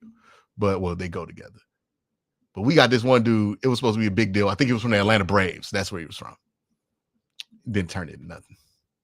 But hey, Coco Crisp gets a long career for the fucking Boston Red Sox, though. Ain't that great? The Victor and CC trades hurt way more to me because they both played at the Mahoney Valley Scrappers' first game as a team. Wow. That's the single A team out there in Youngstown. Shedeur's Hail Mary flick under pressure won me over. Oh, that was a crazy play. That was a crazy play. Mm-hmm. Crazy play. DT LSU tackle. SL first rounder, Ward was second. Bam, Super Bowl first year, also great wide receiver. Here's the thing about the LSU. Here's the thing about this tackle class. And we talked about this with Corey and Dalton. And if y'all haven't watched those videos, y'all should watch them because they were offering some insight on this. This tackle class is not good. This is not a good offensive tackle class. A lot of those guys you guys see getting projected to go in the first round, they're probably going to move inside and play guard. Doesn't mean they're not going to be good players. They can still be really good players playing inside, but it's not going to fix the biggest problem on the Browns' offensive line, which to me is both the tackle spots. I be trying to pronounce Jordan Akins correctly. I corrected myself when I said it, right? Because I said Atkins and I was like, nah, Akins. No, you actually said it right the first time. I said Akins the first time? You said Akins and then it's Atkins, but it's actually it's Aiken, like Clay Aiken, right? Yeah. All right. It's Jordan Akins. It should look like Atkins. Nah, it's Akins. It's Akins though. My bad, Jordan. My bad. It's been a rough 2 years for you. He was hooping. I feel like a lot of our receivers are just like, damn, man, I wish we had somebody who can get us the ball. And then Jameis comes in. It's like, oh, man, about to be. Why you think Jerry Jeudy was so frustrated? Didn't Jameis give him a perfect pass and he dropped it? Jameis' first ball was the fucking Jerry Jeudy. No, it was Elijah Moore. And then he gave Jerry Jeudy like a couple targets. I think 3 targets in that game. And I think Jerry Jeudy dropped 2 of them. Hey, look, man. AB in this. Hey, look, if there was one person who was going to be upset about Deshaun Watson tearing his Achilles in that stadium, it was going to be him. Because he's been the only one eating off these Deshaun Watson passes. Yeah, man. I need you to figure it out. Start catching the football. Hey, bro, just run your routes. James is going to throw that shit to you. He might not be open, but the ball will be in the air. I also think it's like high time for them to trade Elijah Moore. Please get this man off the roster. For the love of God. Please get this man off the roster. The only reason I'm not, I don't think they're going to do it is because like they're literally running out of wide receivers. They already traded Amari Cooper. Like, they're already playing Jalen Darden on a regular basis, Cole. Nice touchdown, by the way, Amari. We've seen it. Oh, yeah. I mean, like, I don't know how other people feel about this, but like, are people actually mad about this? Nah, nobody's mad. I just think, people were saying, oh, he leads the league in drops. I was like, he's going to go play with Josh Allen to be good. He's going to be some level of good. Yeah, like, I don't think he's going to be as good as he was like last year, but he'll be like 800-yard good. Maybe 600 to 800. One thing though, I do have to give Andrew Berry credit for. When he gives up on a wide receiver, they're usually cooked. Yeah. Like, I've never seen him give up on a wide receiver. We'd be like, damn, he gave a lot somewhere else. It's like the closest thing, like Odell Beckham, but like Odell Beckham was clearly not the caliber of wide receiver that the Browns traded for by the time the Browns let him go. Like, they were getting more out of him, but it's because like we weren't getting anything out of him at that point. Like, yeah, it's like Odell ain't got 1,000 yards since the day the Browns released him. His last 1,000-yard season is with the Browns in 2019. Dang, It's tough. rough. Hey man, I feel like we a black hole to like talent sometimes. Don't it feel like that? They do feel like that sometimes. Odell Beckham get compared all to these Jerry great Rice players. before he gets here, and then all of a sudden spit out, and now he's like a basically like a fifth wide receiver on the Miami Dolphins. Deshaun Watson comes in here, obvious controversy, but 3-time Pro Bowler, all NFL caliber quarterback, comes in 3 years out. Ain't nobody trying to sign him after this injury. Damn, man. I was just thinking, I'm like, bro, like this shit had me thinking, like, bro, we cursed. We might be. I'm not one to believe in such things. I was just sitting here like, man, like this is unbelievable. I was watching the Ravens do what they did. I'm like, this is crazy because they got a quarterback with the 32nd pick in the fucking draft, and they drafted Hunter Henry before them. How could they be so lucky? Look, man. They won a Super Bowl with a second-round pick at quarterback. Why did they get be so lucky? They used to be us. Like, would this be us, or would we somehow be in a worse spot just because we're like? It really had me thinking. I'm like, bro, like, is this city cursed like that? Listen, that's why I'm okay with them moving the stadium. I don't care. Please move the stadium. But what if that ground's more cursed? I'm willing to find out. It's cursed, dog. Like, it don't feel right. Something just don't. It just don't ever go right. Like the big shit don't ever go right. I'm just like, hey man, what good memories do we have from that stadium? Honestly, I mean, got a couple. Last year, Thursday Night Football. oh, okay. I'm pretty sure somebody had some good moments out there at the Gateway Plaza. Like when the Cavs won that championship, people were at that stadium having fun. What else happened there? Good moments. Oh, they clinched the playoffs against Pittsburgh in that stadium. That was fun, right? 2 times they clinched the playoffs, both at home.